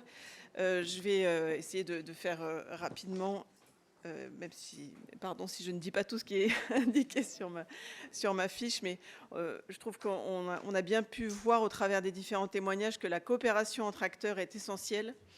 Et quand je dis acteurs, c'est vraiment de toute nature qu'ils soient, pour permettre de faire évoluer nos approches, nos pratiques et pour mobiliser le plus grand nombre. Alors un petit rappel, en 2016, la loi biodiversité a incité les acteurs à se mobiliser et à collaborer à l'échelle régionale en créant des agences régionales de la biodiversité, qui sont en fait qui ont vocation en tout cas à être de véritables outils partenariaux pour enrayer l'érosion de la biodiversité. Donc nous, on travaillait déjà, et vous le savez, énormément en réseau d'acteurs, mais voilà, à partir de 2017, la région Sud, en lien avec l'Office français de la biodiversité, l'Agence de l'eau et la DREAL, a lancé des ateliers pour mettre en place une plateforme partenariale et préfigurer cette agence régionale de la biodiversité. Cette plateforme, elle a vécu depuis 3 ans. Elle s'est structurée, elle est devenue opérationnelle, elle a permis aux partenaires de partager leurs stratégies, leurs dispositifs, de mutualiser des actions en s'appuyant sur un opérateur principal qui est l'Agence régionale pour la biodiversité et l'environnement. Et concrètement, ce sont 27 actions partenariales qui ont été confortées ou qui ont vu le jour sur les 4 champs d'intervention que j'ai déjà cités en introduction ce matin: la connaissance, l'animation des réseaux d'acteurs, l'accompagnement des territoires et la sensibilisation, formation des acteurs. Alors, 3 ans, ça nous a permis vraiment de mûrir ce projet, cette plateforme. Et puis, après le Congrès mondial de la nature qui s'est tenu en septembre 2021 à Marseille, la région a réfléchi avec ses partenaires et nous avons souhaité tous ensemble aller plus loin en créant un établissement public de coopération environnementale que j'évoquais rapidement ce matin pour porter les actions de l'Agence régionale pour la biodiversité et l'environnement. Alors, ça paraît un peu, je je dirais un peu abstrait, puisqu'on parle de statut juridique, mais c'est un nouveau statut qui a été créé par la loi biodiversité et qui est vraiment destiné à donner une assise juridique aux agences régionales de la biodiversité. Donc un EPCE, pourquoi faire? Qu'est-ce que ça change par rapport à ce qu'on est aujourd'hui en syndicat mixte? Eh bien, il s'agit vraiment de renforcer, d'élargir la gouvernance de ce collectif dont nous parlons depuis ce matin, de conforter la collaboration et les actions mises en place, et puis surtout ainsi de mobiliser l'ensemble des acteurs. Donc cette EPCE permettra d'associer dans sa gouvernance à la fois les collectivités, comme c'est déjà le cas aujourd'hui, l'État et ses agences, mais aussi des acteurs économiques, des associations et fondations, ainsi que des personnalités qualifiées, le Césaire par exemple. Donc 18 structures qui composeront cette EPCE. Donc il y aura les 9 membres financeurs, la région, l'Office français de la biodiversité, l'État, l'Agence de l'eau, l'ADEME, et puis parmi les collectivités, le département des Bouches-du-Rhône et du Vaucluse qui sont déjà adhérents aujourd'hui, le département des Alpes de Haute-Provence qui ne l'était plus depuis quelques années, et puis alors le Grand Avignon, la communauté d'agglomération du Grand Avignon est déjà membre aujourd'hui, mais on voit arriver avec un grand plaisir la métropole Nice-Côte d'Azur et la métropole de Toulon-Provence-Méditerranée. On espère également la décision très prochainement de la métropole d'Aix-Marseille-Provence. Les 9 membres associés qui sont déjà des acteurs très importants de notre réseau, le Conservatoire du littoral, le réseau des parcs naturels régionaux de Provence-Alpes-Côte d'Azur, France Nature Environnement Provence-Alpes-Côte d'Azur, le Conservatoire d'espaces naturels Provence-Alpes-Côte d'Azur, la Ligue pour la protection des oiseaux. Parmi les acteurs socio-économiques, la Chambre régionale de commerce et de l'industrie régionale, la Chambre régionale d'agriculture, et puis je citais également tout à l'heure déjà le Césaire dans les personnalités qualifiées, et puis une personnalité également qui sera issue du Conservatoire botanique national alpin. De nombreux autres partenaires qui travaillent déjà avec la RBE, qui n'ont pas pu intégrer le conseil d'administration, continueront bien entendu à être associés à nos travaux et à nos missions à travers les comités des différentes missions. En fait, la seule chose qui nous a contraints dans le nombre, dans la constitution de ce conseil d'administration, c'est le nombre, puisque dans la loi, on ne peut pas être plus de 30, si je me souviens bien, voilà, de 30. Donc, voilà, dans d'autres régions qui avaient peut-être moins l'habitude de tout ce travail en réseau et en partenariat, ça a été peut-être plus facile, mais nous, effectivement, on avait plus de candidats que de membres, on est un peu contraints, mais voilà, on a déjà cette forte habitude de travailler ensemble, donc ce sera relativement naturel, on trouvera les moyens, même sans être membre du conseil d'administration, de travailler tous ensemble. Donc évidemment, ce nouvel établissement sera étroitement lié au comité régional de la biodiversité, vous savez, qui est copiloté par l'État et la région, et qui est un espace de concertation qui, lui, réunit plus largement avec 111 participants qui sont issus des collectivités, de l'État, de gestionnaires, d'acteurs socio-professionnels, d'associations et de scientifiques. Donc nous devrions lancer officiellement ce nouvel établissement l'année prochaine, au 1er janvier 2023. Donc on y travaille depuis 1 an et demi, pour tout vous dire, mais voilà, en tout cas c'est un très beau projet qui, moi comme présidente de l'ARBE, m'a permis d'élargir et de rencontrer les acteurs sur tout le territoire et les collectivités notamment, d'avoir vraiment un projet politique très clair autour de la préservation et de la protection de la biodiversité qui a été extrêmement bien compris. On le voit avec l'arrivée de nouveaux membres financeurs dans ce nouvel établissement. Voilà, non seulement il y a une prise de conscience, mais il y a un vrai engagement des collectivités et des acteurs de la région dont je crois on peut tous collectivement se réjouir. Donc je vous souhaite de bons ateliers sur cette conclusion et je vous retrouve tout à l'heure. Merci.